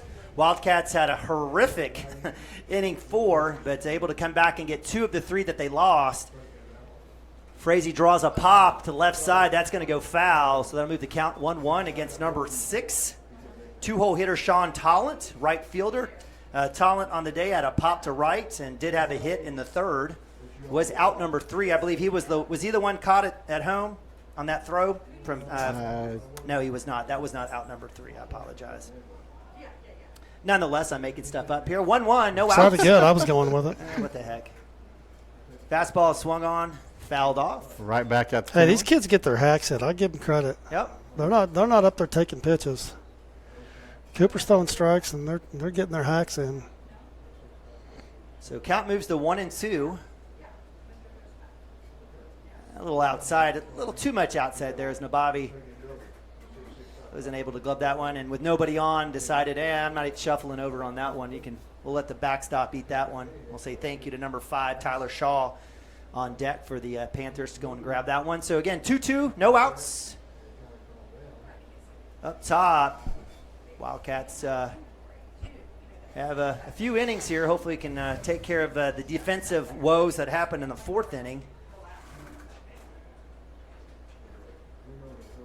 That one is struck, foul. That will work right side. Nabavi will chase that one, but that will go out of play over the first base dugout. And you mentioned it earlier. I mean, they've had a lot of quality at bats. They have fouled off a ton of balls. Definitely driven the pitch count up on Cooper.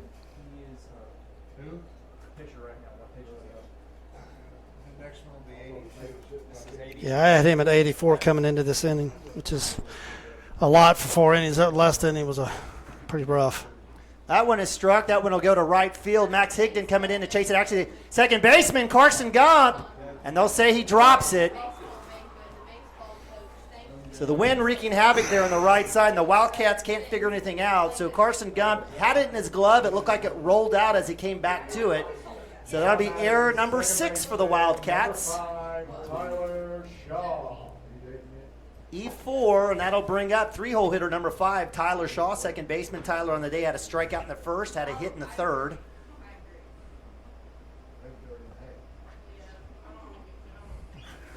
That one struck, and that'll be a base hit. Well-struck ball into left field as Gavin Phippen gets that one. And with runners at 1st and 2nd, the Panthers are dealing with 4-hole hitter Wyatt Harrell up to bat. Yeah, that hit means nothing if we make that last play. Yeah, we're definitely shielding way far Now, up the now we middle, got a runner it in seems scoring like, position, so. and So if you, need a hard hit ball to the pitcher or first base, or I'm sorry, pitcher or third base would be nice right now. I'll take it. Coach Mounts with the call here for runners at first and second, no out. Again, DH full hitter Wyatt Harrell up to bat. Concerns about your financial plan. There. Sorry. Again, Wildcats with 6 errors on the day, and I don't think we've had a game with more than 2 this season. That one is swung on and missed, or fouled off, so that'll move the count to 0-1 against number 8, the right-hander. Again, if you just joined us, Joe, if you're looking out there, we do have Derek Shaline at first and freshman Carson Gump at 2 after Joe Wilson was ejected on a base running play at third base. So not only did the Wildcats lose a senior with a ton of experience at first base, but also their 4-hole hitter. Give credit to Gump, though. Gump came in and had a 2 RBI single. And as Dirk, as you would say, if we didn't have that, we'd have a tie ball game, or we'd be close, 1 run. Drops it in. He does get the call. Thank you. So the Wildcats finally get a 50-50 call here and move the count to 0-2. I'll take a K. You talked about a hard hit ball to third. I'll take a K. Yeah, the way our defense is. What do we got? 6 errors now? 6, yeah. Cooper's like, I need to take care of this myself. That's too bad though, because he's in a good situation. He gets a pop up, and yeah, the wind's blowing, but that's a pretty routine catch. So Nabavi coming back. I think Nabavi turned his ankle a little bit. I think this was more about him working out his joints.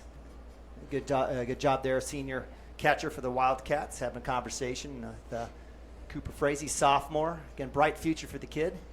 Well, they second baseman might have been relaying signs there. I'm not sure. They might have maybe just changed it up. And we've talked about, we absolutely love that part of the game. You bet. It's part of it. You've earned the right if you're over there. Some teams are good at it. Mix it up. 1-2 count, no outs. Runners at first and second. Fastball in the dirt, and Nabavi will block, keep it in front of him. No run. No attempt at a stolen base there, and that'll move the count to 2-2. Again, appreciate you guys joining us here. Beautiful day from Palmer Field to Lacey Park, Oklahoma City, Oklahoma. 50th and MacArthur, right across the street, just north of Putnam City High School. Well, I've got Cooper at 94, guys. Breaking ball, that's swung on chop foul, left side. And you got to give credit to Ampo again. All those foul balls. Yeah, they're here for a reason. They're up there fouling balls off, getting their hacks in, and putting the ball in play, making us play defense. And right now, we're not playing it very well. 2-2, no outs. Runners at first and second. Fastball swung to third. Harmon bobbles it, and that'll be E5. Could have been a force at third. Fielder's choice. E5, another error. Wow, guys. Need the jinx off. So bases loaded, and that'll bring up number 7, 5-hole hitter Lawson Braden, center fielder. Lawson on the day had a K in the second and had a fielder's choice in the fourth. And somebody do a magic dance. Do something at home. Go. You got a lawn gnome out there in the garden. Do something, because looks like we got a pinch hitter coming to the plate. Now hitting for the Wildcats, number 17, Drake Riley. So for the Panthers, number 17 stepping in the box. Well, it makes me think the kid bunts. That's he's here. See if they try to squeeze one here. So with no outs, bases loaded, Wildcats hanging on to a 3-run lead, 6-3. Wildcats in the danger zone here. That one's a little bit low for ball 1. This kid's choked up a lot, so he's just going to be trying to put something in play here. So 1-0. Frazee gets him to swing. Moves the count to 1-1. As Riley chases that high heat. Pinch hitter here, number 17. So he can come back in and come back out, but he'll be done. We got to know what we're doing here. If there's not a play at home, just get it out. That one's popped straight up over the press box, so it'll move the count to 1-2. So 1 ball, 2 strikes for Frazee. Yeah, we got to be sure of an out somewhere, and if there's not a play at home, hopefully if he does get on the ground, there is a play at home, but if not, we got to be sure of an out somewhere. Yes, the swing, strike 3, so Frazee's able to get the strikeout. It's been a while, but he gets pinch hitter Drake Riley with the K, and that'll be out number 1. So working backwards, let's see if the Wildcats can strand these 3 Panther batters or runners. Jared Jones. So 6-hole hitter, shortstop Jared Jones up to bat. He's I'd go 3 with this. With the tag, nothing there. Derek Shaline wisely cuts and holds the runner at 2. So good effort there by Jones with the sac fly to center field. That'll score a run as Talent is able to come in. And so that'll move the count. Wildcats 6, Panthers 4 with 2 outs. Now batting first baseman number 33. So with that, with 2 outs, that'll bring up 7-hole hitter number 33, Braden Bingham. Bingham was able to get the second run there in that horrific 4th inning for the Wildcats. Reached on a walk. I thought Cooper had a tough go there with the zone. Starts off 1-0 here. Runners at first and second for the Panthers. Breaking ball, thank you, gets the corner. Needed that one in the 4th inning, that exact same pitch. That would have been a K. But that will move the count to 1-1. Breaking ball shot. Big hit by Bingham. That's down the left third base line to the wall. Phippen will get it, and that will score 2 runs. And a big hit by number 33, Bingham. And we have a tie ball game. Wow. Errors are killers, guys.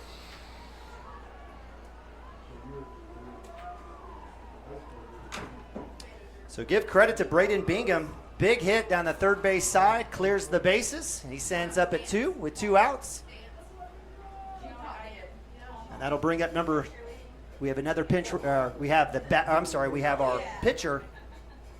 So when 24 came to the he should be going in mound, for Williams, right? I would think, unless it was a double switch of some sort that we were not aware of.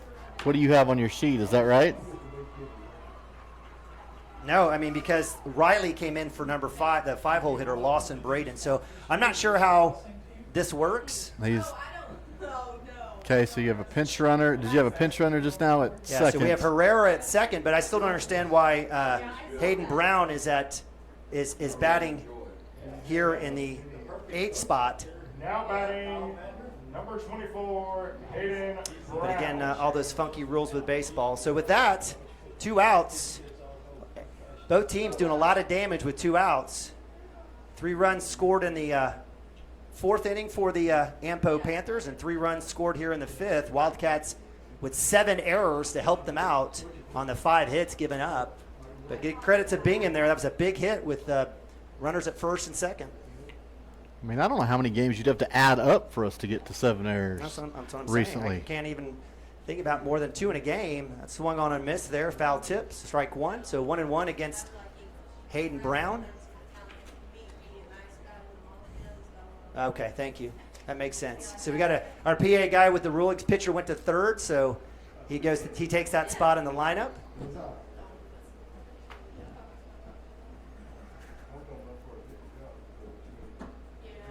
So Hayden Brown up to bat, stares that outside pitch. Good take there by the pitcher. 2-1 here, 2 outs. Runner at 2 is Herrera pinch running for Bingham.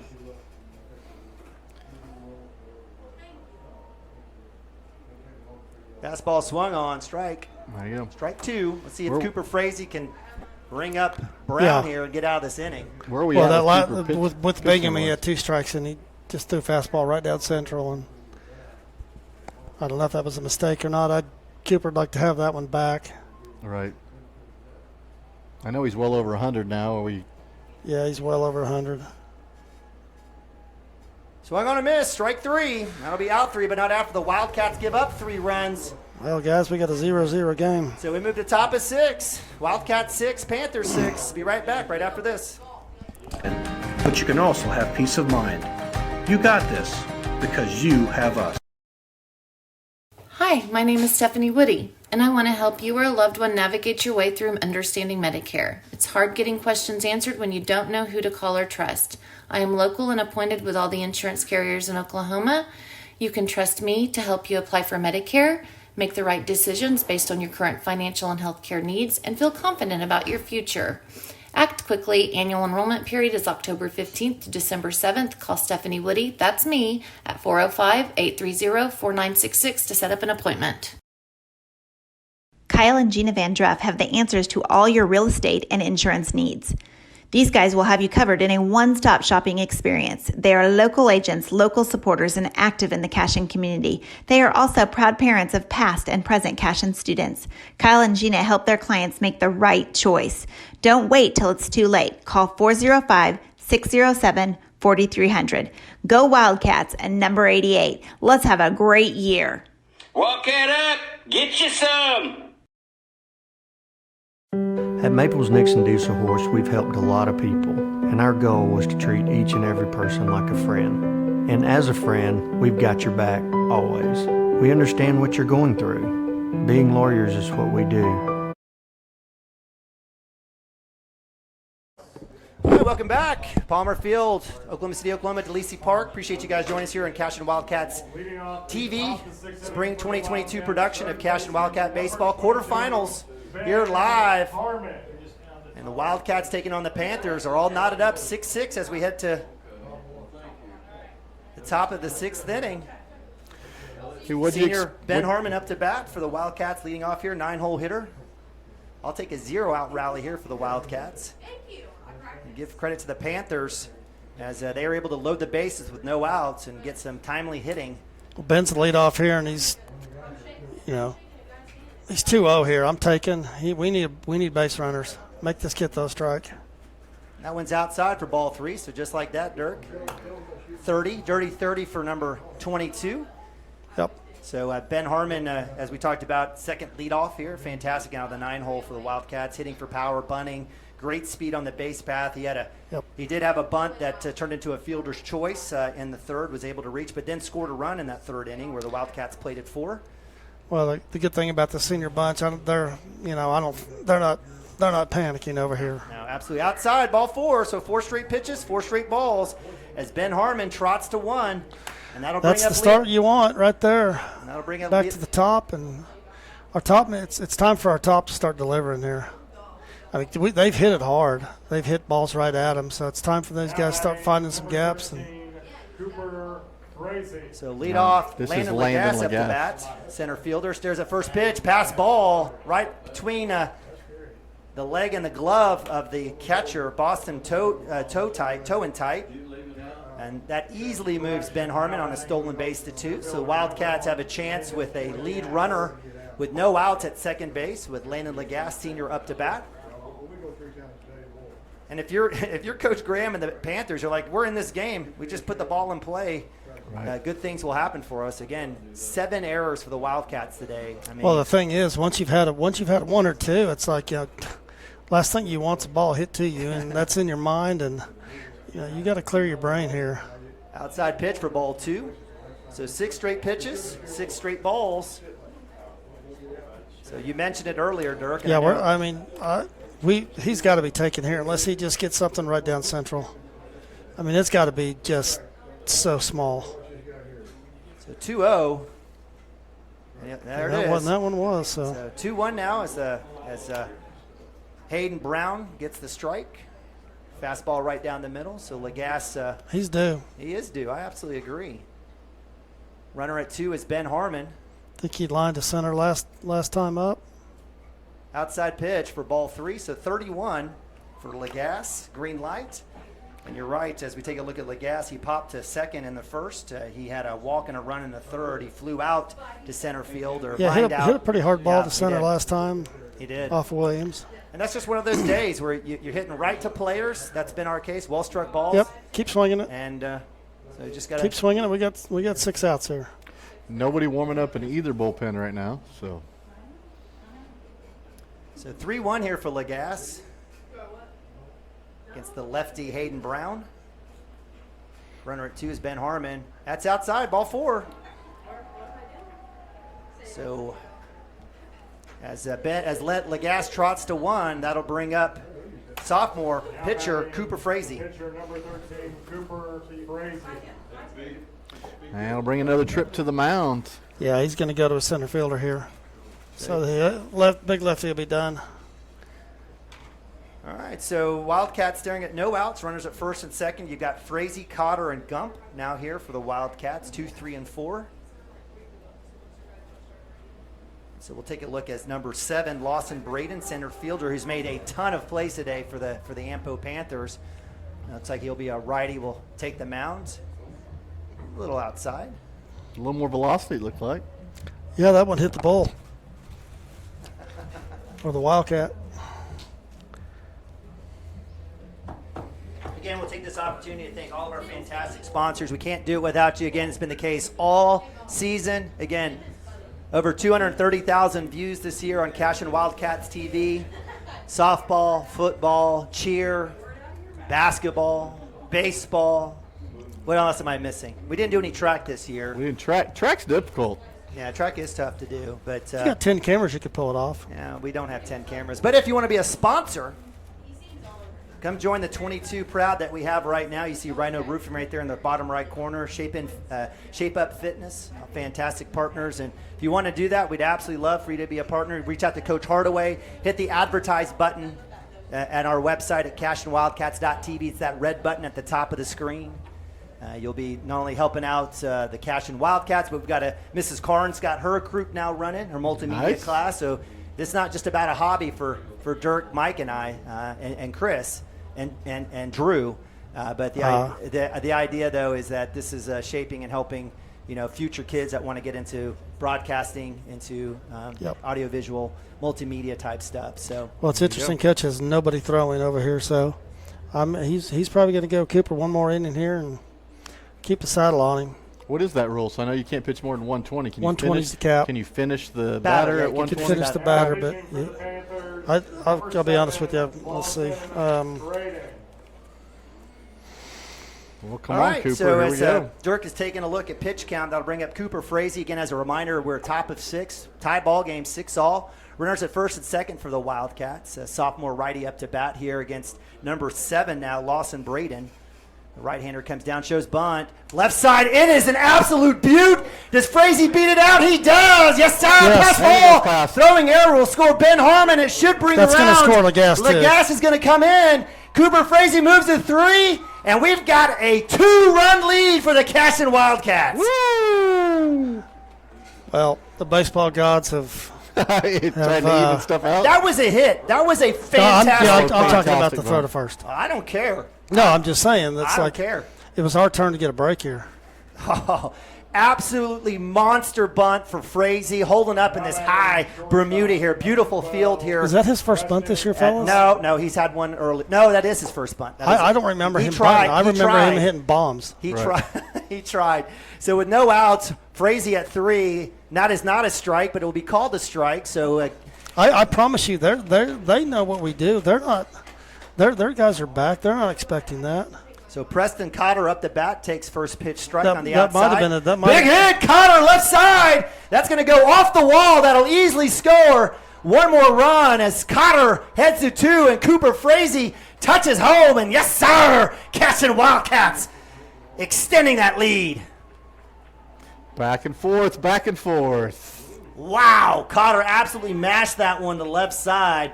Frazee basically skips down the third base line. Well, welcome to the mound, young man. You've thrown 2 pitches and given up 3 runs. So with runner at 2 now, Preston Cotter with no outs. That brings up freshman second baseman Carson Gump. Carson on the day, if you just joined us, had a fantastic 2 RBI single in the 3rd. Did have a fielder's choice in the 5th. Let's see if he can't get another base hit for himself. That one is outside corner for strike 1. Good pitch there by Lawson Braden.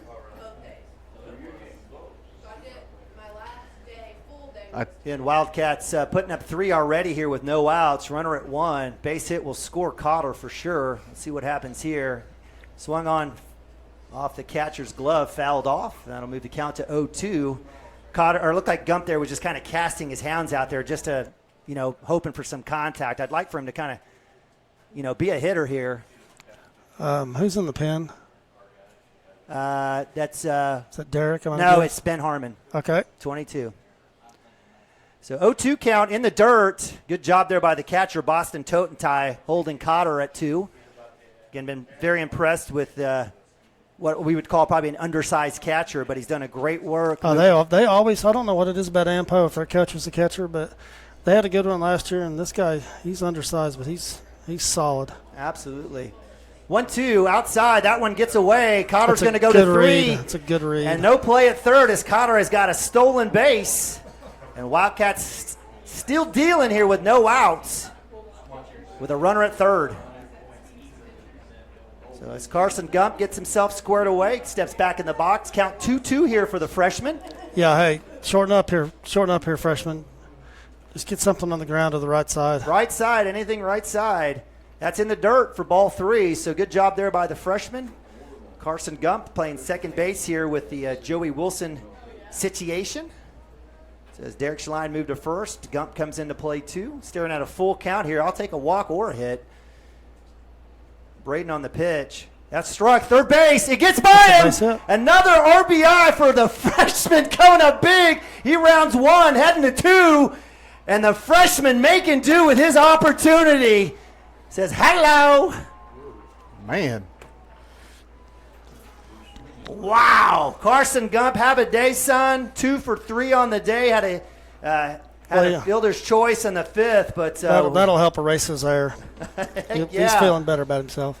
So the Wildcats scoring. But seriously, mentally, if we don't score here, he goes back out to the field just thinking, hey, this is going to don't hit the ball in my direction. But, hey, he doubles up there and feeling a lot better about himself. And I think their coach has got an issue with whether that ball was. It absolutely was fair. Oh, it was fair. I think everybody in the press box agrees with me, as they should. Well, we got 3 blues, and he's right there on top of it. It was fantastic. So give credit to Gump there with the base hit. He's 2 for 3 on the day, 3 RBIs. Ampo coach, I don't blame him either. I'd ask too as well. Sure, man. You gotta. Absolutely. So that'll bring up 5-hole hitter, catcher senior Nick Nabavi. Nick on the day. Had a fly out in the second, had a hit in the third, which I believe drove in a run. We debated whether it was an error or not in the 5th inning. It was well struck, but I think we counted as an error. He did score a run, so let's see if Nabavi can keep this going with no outs. Guys, I thought they might score some runs, but I said 6, but I wasn't expecting 6 on 7 errors. No, yeah. So yeah. So the Wildcats doing right. 11 hits here on the day thus far. Again, keeping it going as the senior Nick Nabavi up to bat. Stares at first pitch strike from Lawson Braden, who came in from center field. Third pitcher of the day for Coach Graham and the Panthers. We lost you, Mike. What happened? Did you? I thought Coach sent one of the players up to get official pitch count. And Okay. From this guy right here. Okay. 102, according to his official pitch count. I've got him at 108, but I could be off too. We're going to go. There's your man right there. If that's the official count, then that's the official count. I like it. All right, so 1-1 here as Nabavi showed bunt. Ball in the dirt.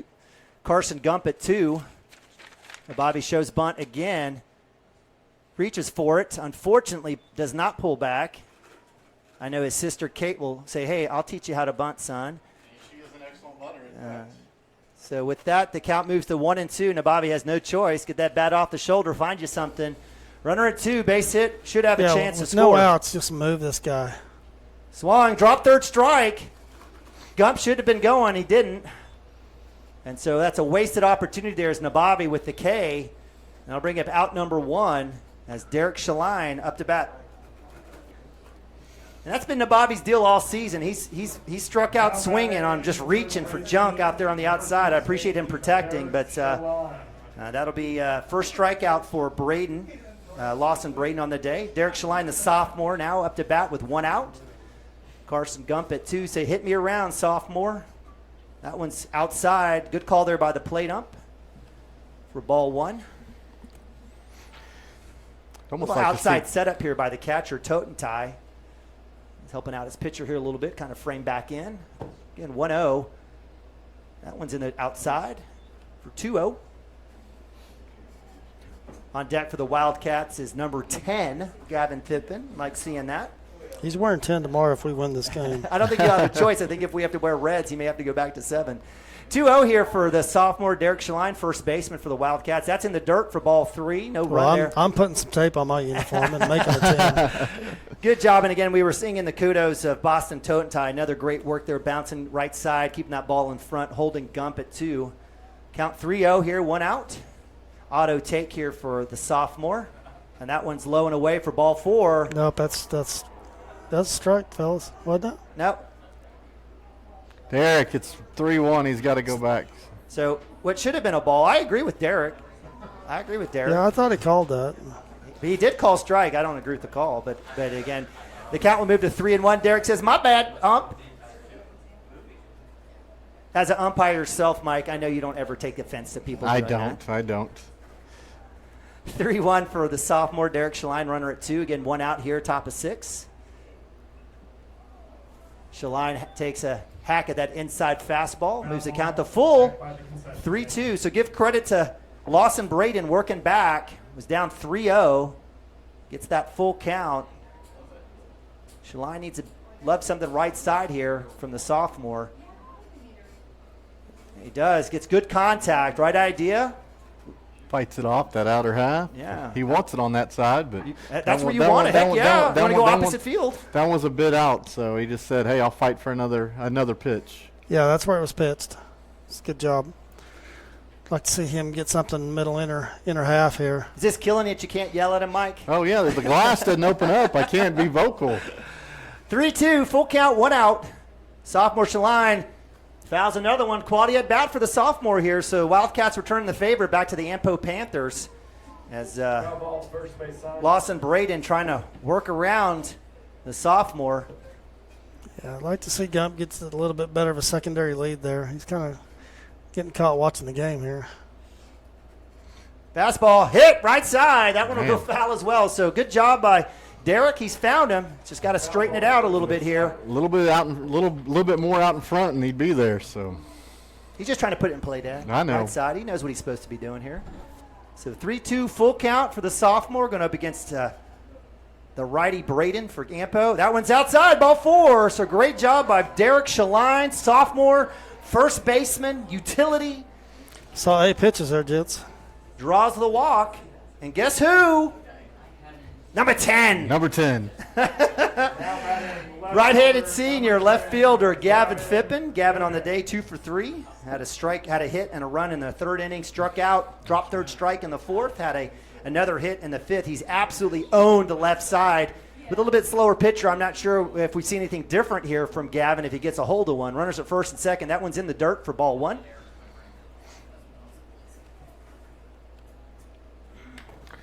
And I'd like to see some aggressive base running there at 2nd. I appreciate the primary, but even a bigger secondary. Again, Wildcats staring already at a 4-run inning here. 1 out. Inside pitch. That was close. Oof. I think I would have called that strike. But Gavin says, Mr. Nabavi, I got this. 2-0 as Totentai has a trot down to talk to his man. Lawson Braden.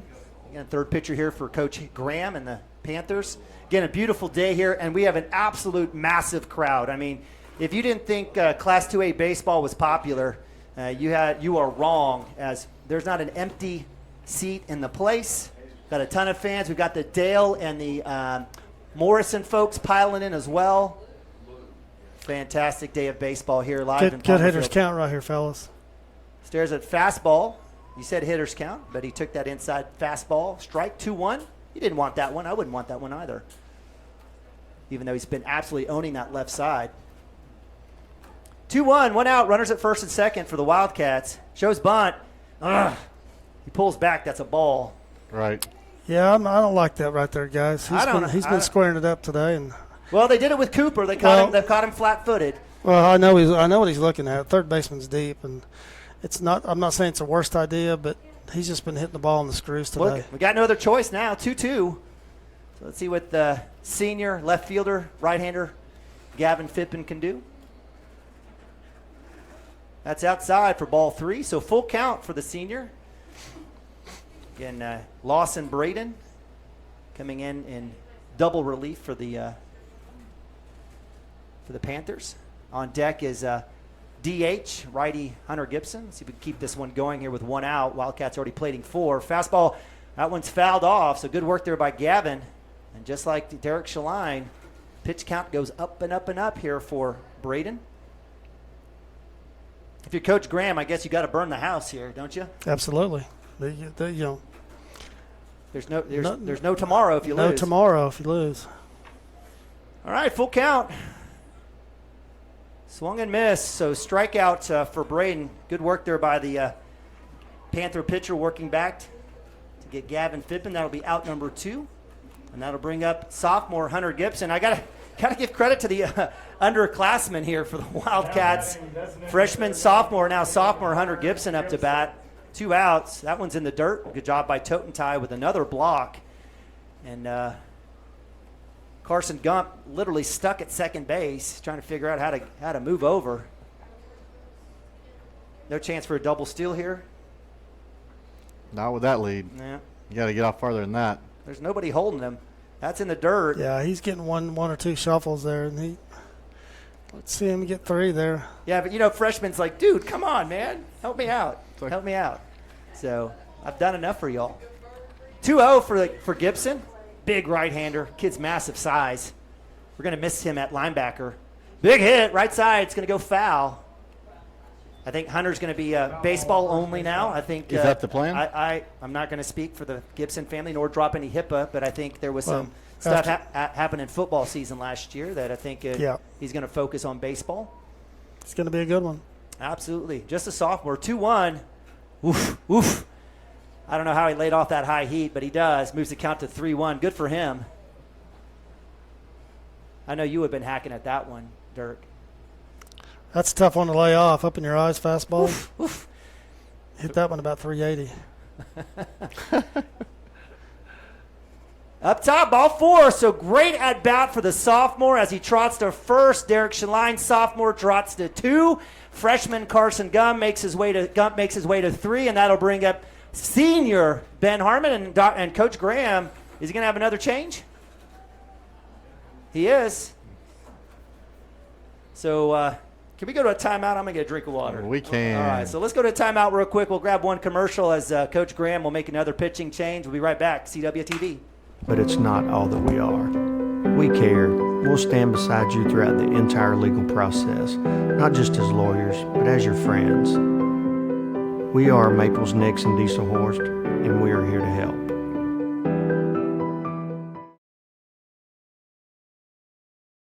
Founded by Jesse and Amy McCracken, Rural Pest Solutions is a Cashion-based, family-owned and operated company. Our focus is on providing the highest level of customer service while effectively treating many common invaders, including spiders, ants, roaches, mice, mosquitoes, fleas, ticks, and termites. Flexible scheduling and superior customer service are our top priority. Call us today to schedule your appointment. 405-283-6565.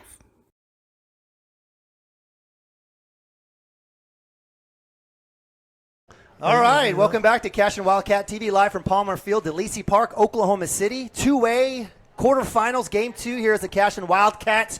Your Wildcats here on Homer Television here, taking on the Ampo Panthers. Wildcats with a 4-run inning here to retake the lead 10-6. So Wildcats putting through several good hits. Give credit to freshman Carson Gump, among others here, to kind of get the Wildcats going. It was Ben Harmon who started off with a walk and a run, Lagasse with a walk and a run, Frazee with a bunt, getting on, throwing error, scores, Cotter getting on a hit. He is able to score a run off of Carson Gump. And with a couple of Ks and a walk by Shaline and Hunter Gibson, Ben Harmon finds himself back up to bat here with 2 outs. Runners, bases loaded. And we do have a new pitcher, as you noticed, Kyle Williams, the starting pitcher, back in. I don't think he's new. He's not new. Coach had to wave at him 3 times. Like, you want me to come back in? You're talking to me? Yeah, you can re-enter. You just don't see it hardly ever. But, I mean, what that tells you something. I mean, that's giving them their best chance to win with him. And Coach knows there's no tomorrow. And so the righty back up to bat. Well, inside pitch, almost hit by pitch there as I think that's a situation where you're like, Ben. Wear it, buddy. Wear that one. Figure out a way to wear that one. It's not going to mess up your quarterback arm there. So of course, Ben's taken one on the head this year. He has. 1-0 count here. Harmon stares at fastball in the dirt, 2-0. Again, Ben Harmon, fantastic. One of the state leaders in passing and touchdowns, top 5 in the state, regardless of class. Has got a couple of state titles, going on to play at UCO. But he's got some unfinished business here in the quarterfinals. 2-0 count, 2 outs. Harmon stares at pitch outside, right on the edge there for strike 1. So, again, Kyle Williams, who was the starting pitcher, re-enters. I like the approach by Ben. New pitcher. Make this kid throw a strike. It's going to be a hit to the gap. He's got a chance. It's deep. It's deep. Off the wall. That's going to score in Carson Gump. Shaline comes in. And wisely, Hunter Gibson held up at third. The pass ball. Hunter's going to come back. This is going to score Harmon on the inside the park. Home run off of a couple of errors. Yes, sir. Ben Harmon, the senior. Touch them all. Wow. That's the hardest ball Ben's hit all year. Not a better time. I mean, he just hit a ball out there 360, 365 in the gap, and he's had a few of those, but that's by far his hardest ball he's hit this year, and no better time. So bases loaded, big time knock, a double, stand-up double for Harmon, throwing error coming back at third, allows Harmon to score as well as Gibby. Well, third baseman wasn't ready for that throw. No. Was not ready for that throw, and it wasn't a bad throw. It's just... So the 2-out rally still in effect. Wildcats up 14-6. 8-run inning thus far. Landon Lagasse, senior center fielder, up to bat. The other guy's going to bring his up. Okay. It is home team. Breaking ball drops in. Great pitch there by Kyle Williams to get strike 1. Man, if it didn't bad enough to give up 8 in the inning, and now here's the top of the order. Oh, goodness. Wow. Another breaking ball. That one's low. And this is not a race to see who can have the most errors in a game. I promise you, that's not the name of the game. But Wildcats and Ampo both snowball fighting out here. But Wildcats taking advantage. Big hit! Left side! It's deep! Goodbye, it's deep! gone. See you later! Quarterfinal! Solo home run! Landon Lagasse! Woo! Senior is there. I mean, he does it in every sport.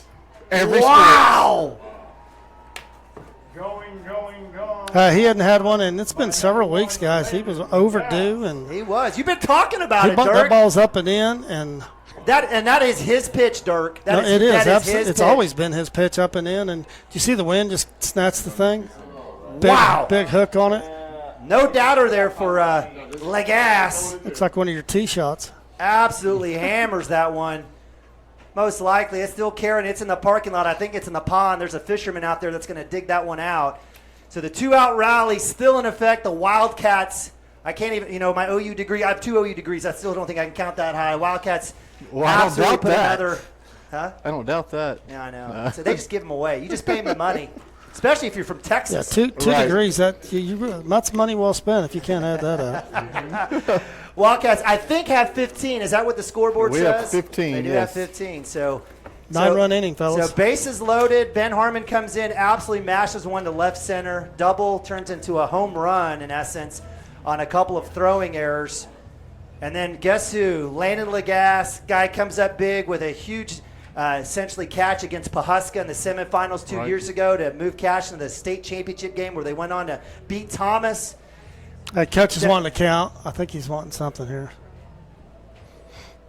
Basketball area finals, last second layup to beat Mangan to send Cashion to the state tournament 2 years ago. Right. And again this year just been phenomenal. Big games in football, basketball, and here in baseball. What can you say about Landon Lagasse, senior?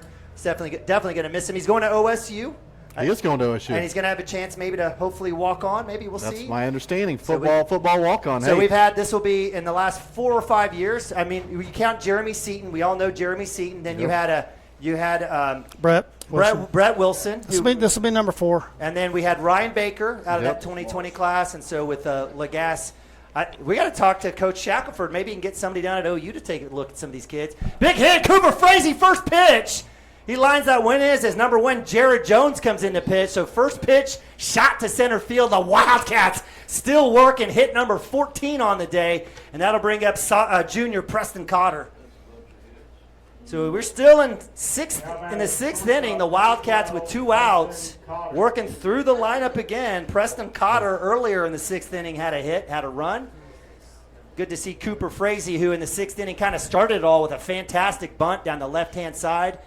That's when low in the dirt, Cooper, who we weren't expecting the bunt, lays a butte down the third base line, is able to beat out the throw, and then as runners were advancing, an errant throw back to third, was able to score a couple of runs. So 1-0 here for Cotter, the guys, junior. with this big lead, we're just teeing off now. Don't be surprised if Cotter doesn't get into one. So we have time. So no pitch here as Cotter calls time. The umpire played ump. Thankfully gives that to him, even though that may have been a ball. We'll see what happens here. So count stays 1-0. No chance to steal Cooper here, right? I wouldn't think so. No need to for lots of reasons. Yeah, Injury is injury, one. all that. Yeah. That's why I said. That's why I asked the question. Yeah, absolutely. And we're just swinging away here. Big fella here. Don't be surprised if he just. Big hit, center field, deep. That's got a chance. Nice, great job there by number 7, Lawson Braden. Guys, he's able to track that one down and that's make a big time catch. That's a big time catch. That's Rubber Ben hit his ball too. Wow, what an inning, fellas! 9 runs. So fly out to deep to center field for Cotter. That'll end it. That'll be out number 3. But it wasn't after a magical inning there for the Wildcats. If we can count up, we went into the inning with 6. We've got 15. You do the math. That's 9 runs. I think we score 6 with 2 outs. We may have. So, again, appreciate you guys joining us here as we move to bottom of 6. We're not done. We still, the Panthers still have 6 innings. He's going back with Cooper here. 6 outs. Yep. He's gonna let Cooper get his 120. So we'll leave it here. No worries to move over to the commercial, Mr. Producer. I hope we got the official pitch count, so he's at 102. I'm gonna go make sure Coach knows it's 102, so there's no. Well, I'm sure they double checked here. So. Yeah, that's the last thing you want to do. I'm gonna mute you and leave you all. All right, so as we move to bottom of 6, Wildcats putting up multiple hits here. If we take a look here, it started off with Ben Harmon in the 6th inning with a walk. It followed up with another walk by Lagasse. Frazee with that bunt down the left side. Everybody scores. Cotter comes in off the hit, scores in Frazee. Deep shot there. So, again, walk, 2 hits. Another hit by Carson Gump, drives in another RBI. Nabavi with a strikeout. Shaline with a walk. Fippen with a strikeout. Gibson with a walk. Harmon with a walk. Coming back in, a hit by Harmon to drive in a big hit, a big double to drive in a couple of runs. Lagasse with a solo home run, another hit by Cooper Frazee, and then Cotter there with a deep fly out to almost as close to center field as he can get, right at 360 for the 3rd out. And so with that, the Wildcats will be going their last at bat in the 7th inning. Will be leading off with Gump, Nabavi, Shaline. On the mound is Cooper Frazee. Looked like Ben Harmon was warming up earlier. Ben at 3rd base right now. So what do we expect out of Cooper here with about 20 pitches? He's got 18 left. So Coach has got to stay on top of that. So who's in charge of that? Eric is typically the one that's. Is it our own team has to keep track of that? Yeah, absolutely. They're responsible for it. I mean, there's an official book up here, but he's got to stay on top of it and make sure he knows. And he's got 18 left, or he can finish the batter. 120 is the cap. So as we start the bottom of 6, that one first pitch flies out as Sean Tallant, right fielder, up to bat here for the Panthers. Again, so we've got 17 left here for Cooper Frazee. So the official book is the book up here in the press box. Is that right? That's correct. There's an official sheet. Should be up here. They've got it. So just got to stay on top of it here. All right. So breaking ball almost gets it. God, Cooper's just missed that just high. I don't know, as an umpire, you don't call that, but nonetheless, it moves the count to 1-1 here. Again, right fielder Sean Tallant on the day popped to right field, had a hit, and reached on error and also scored a run in the 5th. So another ball there, 2-1. Fastball swung on. That's fouled off right over the press box here at Palmer Field. Northwest Optimist Club. Did you ever play in the Optimist? Did you ever play Optimist? We did in Norman. That's what we had. Played in an airport hangar. Played basketball in an airport hangar. Outside pitch in the dirt for ball 3. That's one thing Norman really. I mean, honestly, facilities ridiculous. Not just that, but their baseball programs have not been good until. Ring him, yes sir. Cooper Frazee with the K. Finish your thought. I know you want to rag on Norman. No, I just we've had a lot of kids come out of there that until they got to North or into high school, just. Yep. No, I agree. Totally agree. Yeah. It's a soccer basketball town. Yes. It's unfortunate, and Norman. I'll tell you what's interesting. You look around the Edmond area. Yep. And you've got Santa Fe in the state tournament. Yep. You've got Memorial in the state tournament. Yep. You've got OCS in the state tournament. You've got us in the state tournament. You've got Deer Creek in the state tournament and Heritage Hall. All those probably within 20, 25 miles. And the one thing that combines them all is Mitch Park, right? Is Hafer Park, right? And that means our kids have played all those kids. All those kids. That's exactly right. Growing up, and we went and played them all. And hey, Dirk, what a great point. People think this is by accident, but there was an investment made, by people like you and other – again, youth coaches, dads. A lot of people involved in that. But this didn't happen by accident. These kids have been playing together since 3rd and 4th grade, have been playing against the best, right? Traveling. Well, yeah, that was the all goal. over the state. Yeah, the goal was to go play the best right. and learn the game, learn it right. And, of course, we roll out here with 7 errors today. It's like, whoa. Strike one there for Frazee as he comes back against number 15. That's been very abnormal for this bunch. These guys have played clean ball most of the year. And that's the same that goes for basketball. It's not like those kids rolled out and started playing in the gym. Those kids are going to Missouri, Kansas, Texas to play basketball in the summertime. Well coached with Chad. Playing the best of the best. So, it's again, it's not by accident that you've got, 3 straight years, all 3 sports going to state tournament. Yeah. A couple of gold balls. Fastball swung on. That's popped straight up. Who's going to call it? Cooper Frazee coming in, tracking it down. He had one earlier. Comes back and makes that one. So good work there by the sophomore. Basically ran an out route, Cashion came back FBC. on a dig. 25-yard run, and that's out number 2. I've never seen a pitcher ball cover spinning that much backwards. ground. That ball's still spinning backwards into the wind, and it still came back into the wind. Almost overran it. Guys, that's pitch number 113. 113. He might be able to get through. Got 7 pitches here as, did we say Sean Tollant? Right-hander up to bat. First pitch strike there for number 6 up to bat. Again, we've had a lot of changes going on based on the shifts and pitchers, et cetera. Again, 4 pitchers for Coach Graham and the Panthers.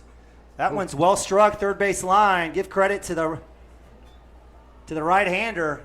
Well done as he gets a single on that, and the 2-out rally's in effect here as Sean Tollant comes around. He's done. He's done. That's 115. So after that hit, give a hand for Cooper Frazee here from the home crowd. So we're going to go Ben or we're going to go Preston? I'm going to guess Ben. Ben was in the pen earlier. I know. Let's see what happens. Let's see what we're going to do. Yeah, there's the ball. Ben Harmon, a senior, number 22, will have the duties here. We'll have one and a third. Well, that gets us back to where our guys, gets our stud, frankly, back at third, and our both those guys are going to be all-staters, and our shortstop back where he belongs. So. Yeah, left side's absolutely just lethal for the Wildcats defensively. So. Hey, I do want to mention, and Coach Mounts just gave Cooper Frazee a big hug right there. Hey, that kid wasn't healthy. His shoulder was hurting him. He's been putting tons of ice on it, TENS unit, all that stuff this week. And to go out there and pitch 115 pitches, almost close down 6 innings in the state tournament, that's a kid with a lot of heart. So with that in mind, I mean, great point. I was kind of mean to Cooper earlier. Basically say quarterfinals deal with it, right? right. In retrospect, absolutely. Dirk, if you think about the history of Cashion baseball, I mean, we don't have a state title. We've got one win in the state tournament. I was going to ask you that. Yeah, that Ty Reasoner, and Nate Lee and that bunch, and we beat Binger 1-0 with the play at the plate, and Nate Lee slides in head first, and we beat them 1-0. I think Ty had 17 Ks. Yeah. Well, he had 17 Ks. I think that's correct. Holy cow! It was insane. So again, it gets back. I'm a broken record on this, but I'm just trying to highlight Cashion. I'm not here to tear down anybody else, but when you're looking at the last 31 of the last 32 championships have been teams that play fall baseball, right? It is, they're playing doubles the season.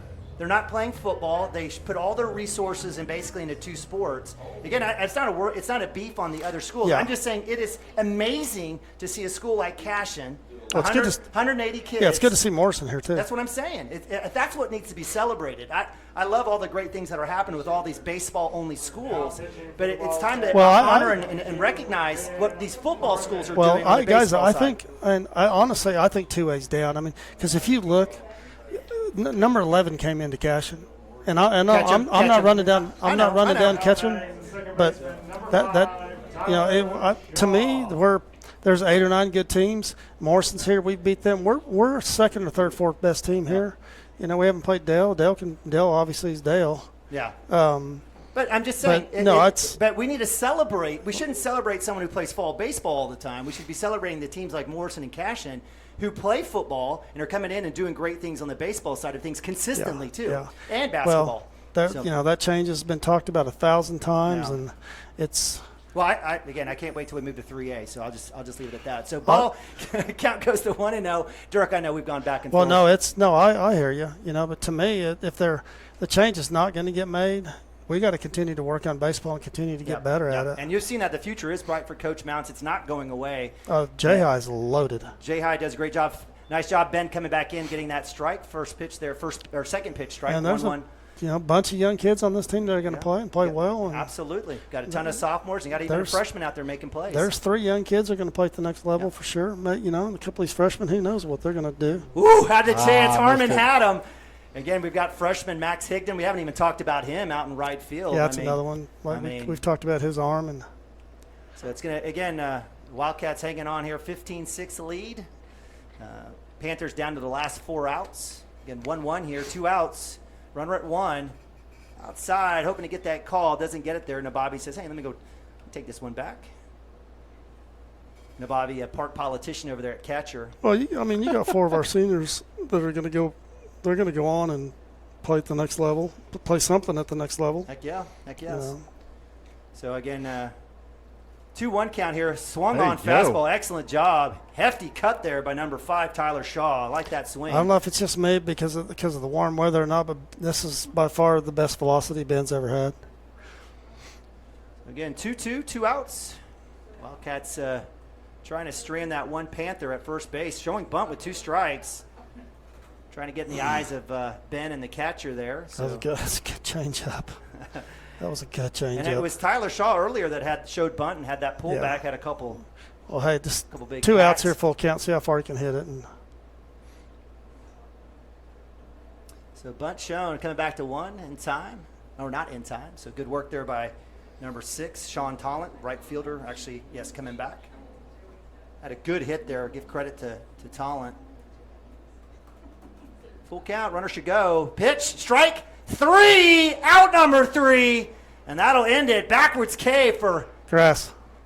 For it's Grass, get your dollar. Oh, sorry. Dang it. And we are down to the last inning of play as the Wildcats hanging on to a 15-6 lead. It was a massive inning, a 9-run inning for the Wildcats at top of 6. We'll move to top of 7. We're going to have, looks like we've got Gump Nababi Shaline here for the Wildcats. We'll be right back right after this. Is a church seeking to grow in Christ and our love for the body of Christ.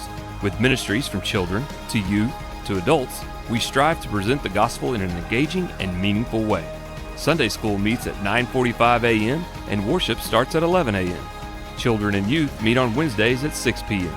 Please check our website at cashionfbc.org for more information, and we hope to see you this Sunday, located a half-mile east of Cashion. Dr. Matt Dieselhorst at Dieselhorst Sports and Orthopedics can help you get game day ready. Dr. Dieselhorst works with athletes of all ages, taking a coordinated approach to accelerate return to play and maximize athletic performance. His work with pros in sports training, injury prevention, bracing, functional rehabilitation, and imaging works seamlessly with his medical and surgical expertise. Get started by going to Dieselhorst Sports and Orthopedics. Let Dr. Matt Dieselhorst get you back on the field, backing all Oklahoma athletes on the field and off.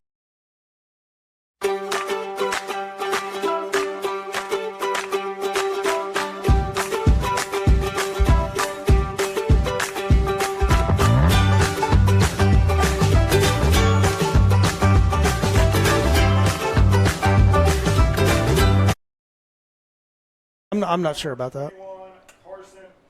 All right, welcome back, Cashion Wildcats TV. Top of 7, quarterfinal action live from Palmer Field. Beautiful Palmer Field. I mean, it's a fantastic facility here at DeLisi Park, right off 50th and MacArthur. Absolutely love being here, and the Wildcats hanging on to a 15-6 lead. It was 0 in the first, 0 in the second, a 4-run output in the third, 0 in the fourth, 2 in the fifth, and it was 9 in the sixth as the Wildcats exploded. And speak of the devil, Carson Gump. I guess if you want to talk about game MVP. 2 for 3. Two for 3. 3 RBIs. Up to bat here. Takes a hack right side. That one will go foul. They'll move the count to 1-1. Gump coming in for, in essence, Joey Wilson, who had a base running ejection at third base. So little shift here for the Wildcats as Gump goes to 2 and Shaline goes to 1. And how about that for a kid that Gump, and Gump just got a smooth stroke. He does. And he's put the ball in play. Left side, his first hit went right over second base. His second. When he fills out, that kid's still growing. He's going to be big. He's going to fill out. He's going to be a good ball player. Up top, actually nice breaking ball as it came back inside. Nice little drop, but not enough. So they'll move the count to 2-2 as Jared Jones is the pitcher here. Freshman hadn't seen a curveball like that.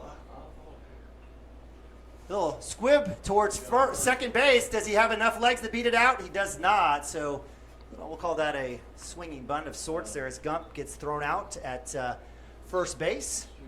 So 4-3 for out number 1. That'll bring up senior Nick Nabavi. Senior Nick has had kind of a mixed day. Had a line out into center field in the second. Had a hit in the third. Had a hard, well-struck ball in the third. We'll count that as an error. And had a K in the sixth. Let's see if he can't get himself squared away and get on base. A game that was moving along, it slowed down. We're over 2.5 hours into this thing. In the dirt for ball 1. And speaking of next game, game number 3, we have Dale versus Morrison. We're going to talk about 2 schools with some fantastic athletes and athletic programs. 1-0, Nabavi, little hack there to right field. Easy play there for the right fielder as Nabavi just kind of lets his hands and the bat throw right at the ball, and that'll be out number 2. And that'll bring up Derek Shaline. Derek on the day had a line out to center field, well-struck ball in the third, reached on error in the fifth, had a walk in the sixth. See if that 2-out rally can continue for the Wildcats. Fastball down low, that'll be called strike. Strike 1. I'd leave that down there. Yeah, I would too. I'm not going to do a whole lot with that. Absolutely.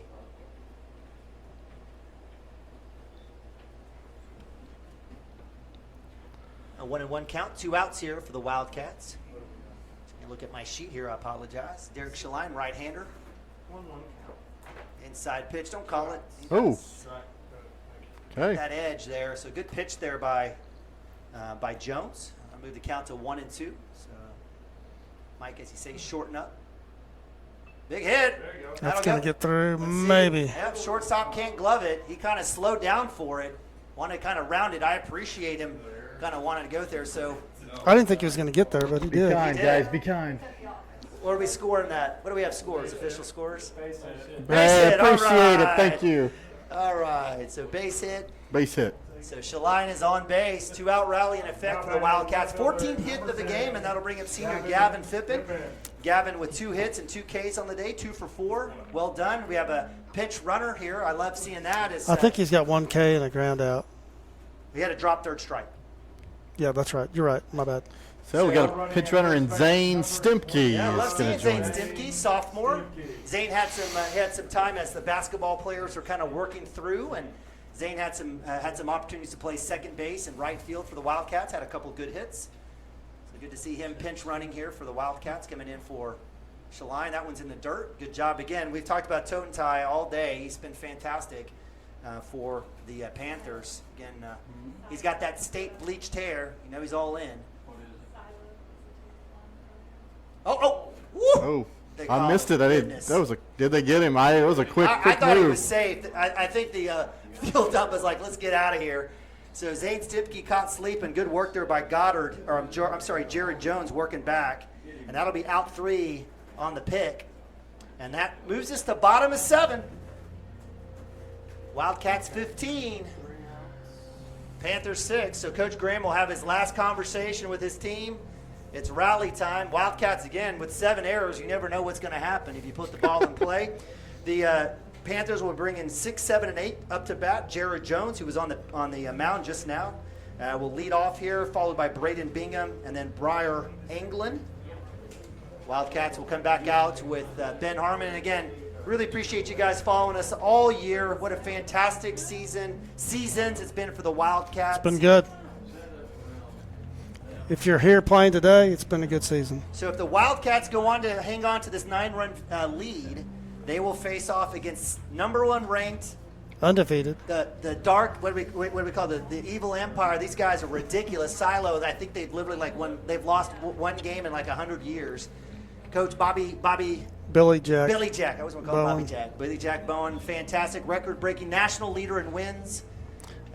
So Wildcats again were defeated by Silo last year in the quarterfinals, looking to exact some revenge. But it'll be tough sledding if they're able to get past the Panthers. Yep, we actually got up in that game last year early. We did, yeah, we did. And it was I think it was the 4th inning by the time that game came down to just a little bit more pitching. They had more pitching, and of course they hit it well. I mean, they hit a couple balls out, and they're going to do that. They're going to put the ball and play hard, and we can play with them. It's just a matter of how well we pitch it. We can hit with them. I know that. All right. Well, we got to get through this one. So we're not done. We've got that's right. So 3 outs to get here. Wyatt Harrell will actually be leading off here. I apologize, not Jared Jones. So I know there's been 5 pitching changes for the Panthers. So a lot of guys moving in and around the lineup. I can't keep track of it, but at least thankfully we've got a first-class PA guy, and I got a lineup sheet, so it'll work out. First pitch strike. So Ben Harmon coming in hot. 0-1 here against number 8, Wyatt Harrell. Harrell on the day has a backwards K, reached on 2 errors actually, and a hit, and did have a hit later on in the game. It's outside. Good spot there for Ben, but no chase. 1-1.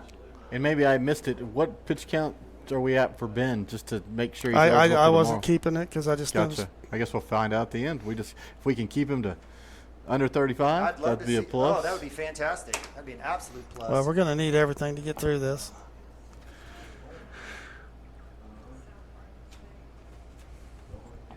I bet they may move him at 34. Who knows? That's what I would do. Not sure where that one was, fellas. That was a strike, but it was called ball, so that'll move the count to 3-1. Coach is calling pitches now. He wasn't with Cooper, but he's calling them now with Ben out there. Right down the alley, so it comes back, brings it to full. Well, Ben took a little bit off that one. So full count here going up against Harrell, the right-hander. Ben Harmon, the senior, down the mound. Swing and a miss. Go. Strike 3, out number 1. Harmon with the second strikeout. And that'll be out number 1, and that'll bring up number 7. Number 7, Lawson Braden. Now batting number 7, Lawson Braden. So Lawson Braden on the day has a couple of Ks himself. That was first pitch strike, so good start there for Harmon here in the bottom of 7. Panthers down to their last 2 outs. Another fastball. Call it. Little low there, right at the knees, right below the knees. I think maybe if Nick would have caught that one, I think they would have been clean. Yeah, thumb down and Nathan Nababi gives his big brother grief all the time about that. 1-1, fastball outside, a little low. Harmon says, "What up?" We move to 2-1 here. Again, good patience there by number 7, right-hander Lawson Braden. Breaking ball inside, doesn't move in, so that'll move the count 3-1. Dirk, this is to send something right down the plate, right? Put it in play. When he's taken a little bit off, he's been able to throw a strike, and see if he can do that right here. Nope, it'll be ball 4. So ball 4 will send Lawson Braden to first base. So they're not done. They've got a ton of work to do here, but so that'll bring up number 1, pitcher now for the Panthers, Jared Jones. Pitcher number 1, Jared Jones. Runner at first again is Braden. Wildcats hanging on to a 9-run lead here on 14 hits. Few errors there by the Panthers. They decided to be nice and give back a few. Wildcats with 7 on the board. Ridiculous. Yeah, we definitely deserve the start having a few things go in our favor. But hey, give them credit. I mean, despite all those errors, I mean, the bats we just continued to hit, which we, that's kind of been the theme all year, right? Absolutely. And then not just hit, but I mean, we hit some balls hard out there. That one rolls off the knee of Nabavi as stolen base on the board against him. Lawson Braden moves to second. Sometimes with a big lead, man, these last couple outs are tough to get. Right. So as Ben resets, count moves to 1-1, 1 out. Runner at 2. No harm here with a 9-run lead. That one swung. Well struck ball, right side, almost hits a kid, but nonetheless it misses the Morrison bunch over there. Moves the count to 1-2. Hey guys, I just checked that right there was pitch number 20. 20 for Ben. Okay. I'd like to see Ben's curveball right here. He hasn't thrown it yet. That one is fouled off right side. So give credit to Jones. Jones with a couple of walks on the day. Had I'm not sure if it was a sack in the 5th or not, since we've had quite a bit of movement up and down the lineup. I haven't been keeping track of all the movements. But again, runner at 2 for the Panthers. That one's well struck. Gump has a chance with the 4. It's not there. So freshman says hello and gets the out. Now it'll be out number 2. And that'll bring up Braden Bingham. Last out here for the Ampo Panthers. Now batting for the Panthers, first baseman, number 33, Braden Bingham. So the Wildcats have had a few of those today, so it's good to return the favor. Yeah, I like Gavin just took about 4 steps towards the left field line. He's like, not this time. Yeah. And give credit to Braden Bingham, had a huge that was a hard hit ball, and he's pulled everything. Yeah, he had a big hit. I think it cleared the bases. Kind of like to even see Lando shade a little bit more to the left here, and Gavin's cheated over. All right, so with 2 outs, bottom of 7, runner at 2. Kind of like to see Gump hold this runner here and let Cooper First just play pitch strike. his position. I agree. Just let's play. 0-1 here, so Harmon, the senior, getting ahead. He's not hitting the ball the right side. Comes back in, takes a hack. 0-2. 1 pitch away for the Wildcats. 1 strike away, I should say. Wildcats moving to the semifinals.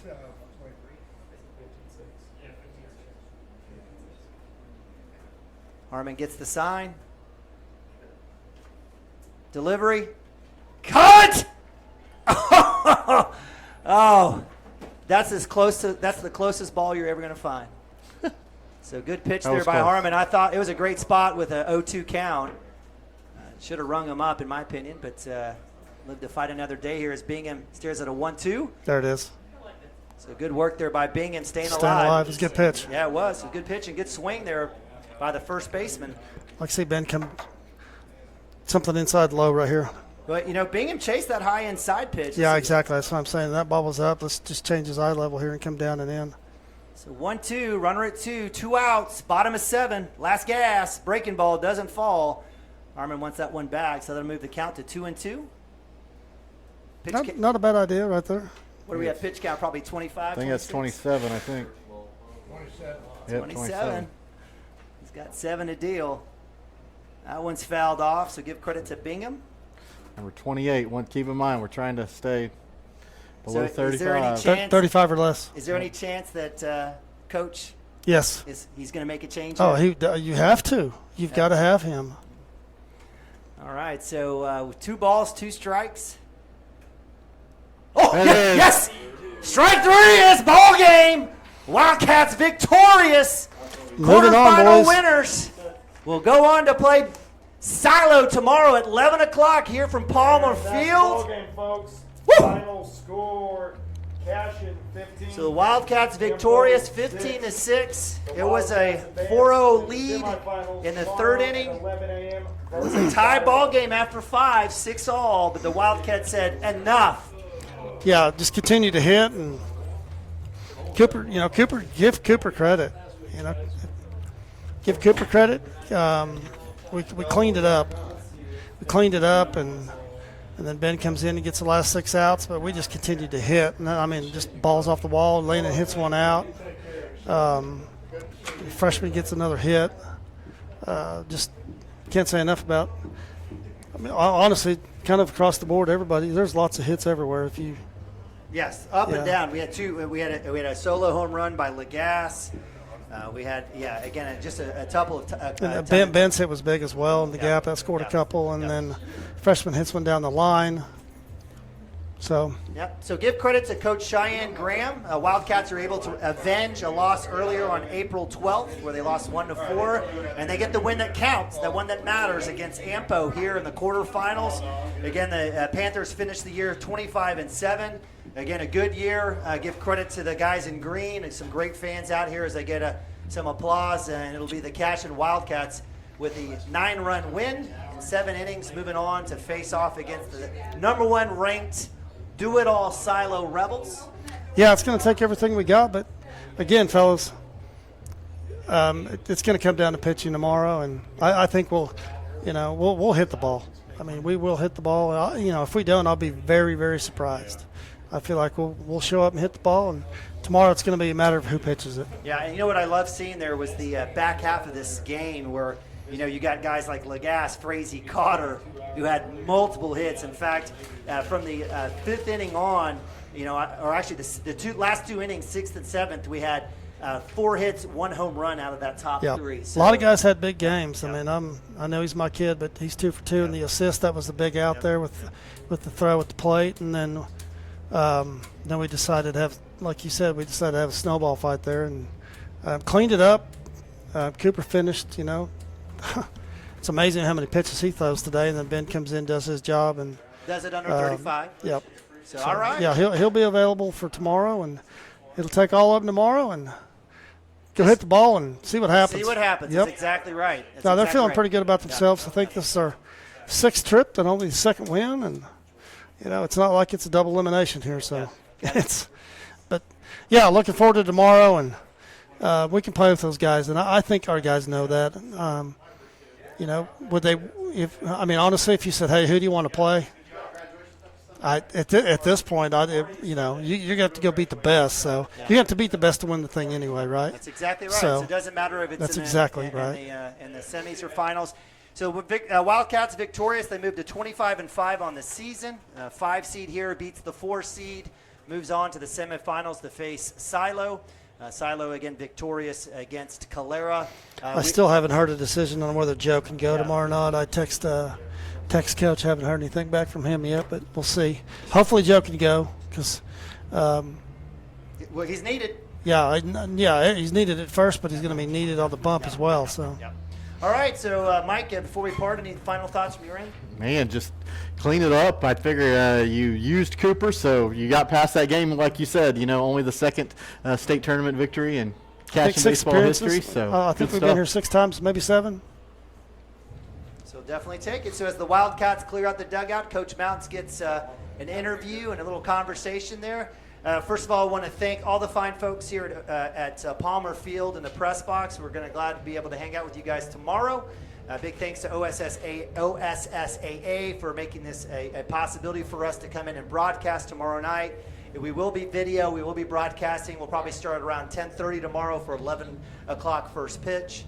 But again, thank you to all of you for following us this season. The Wildcats aren't done. They keep it going, move on to the semifinals. Might as well keep this magical season going as they'll be taking on the number 1 ranked undefeated Silo Rebels. So for my man Dirk Fippen, for Mike Shaline, I'm Neiman Abavi. Appreciate you guys joining us here as the Cashion Wildcats victorious. We'll see you tomorrow. Go Cats and God bless.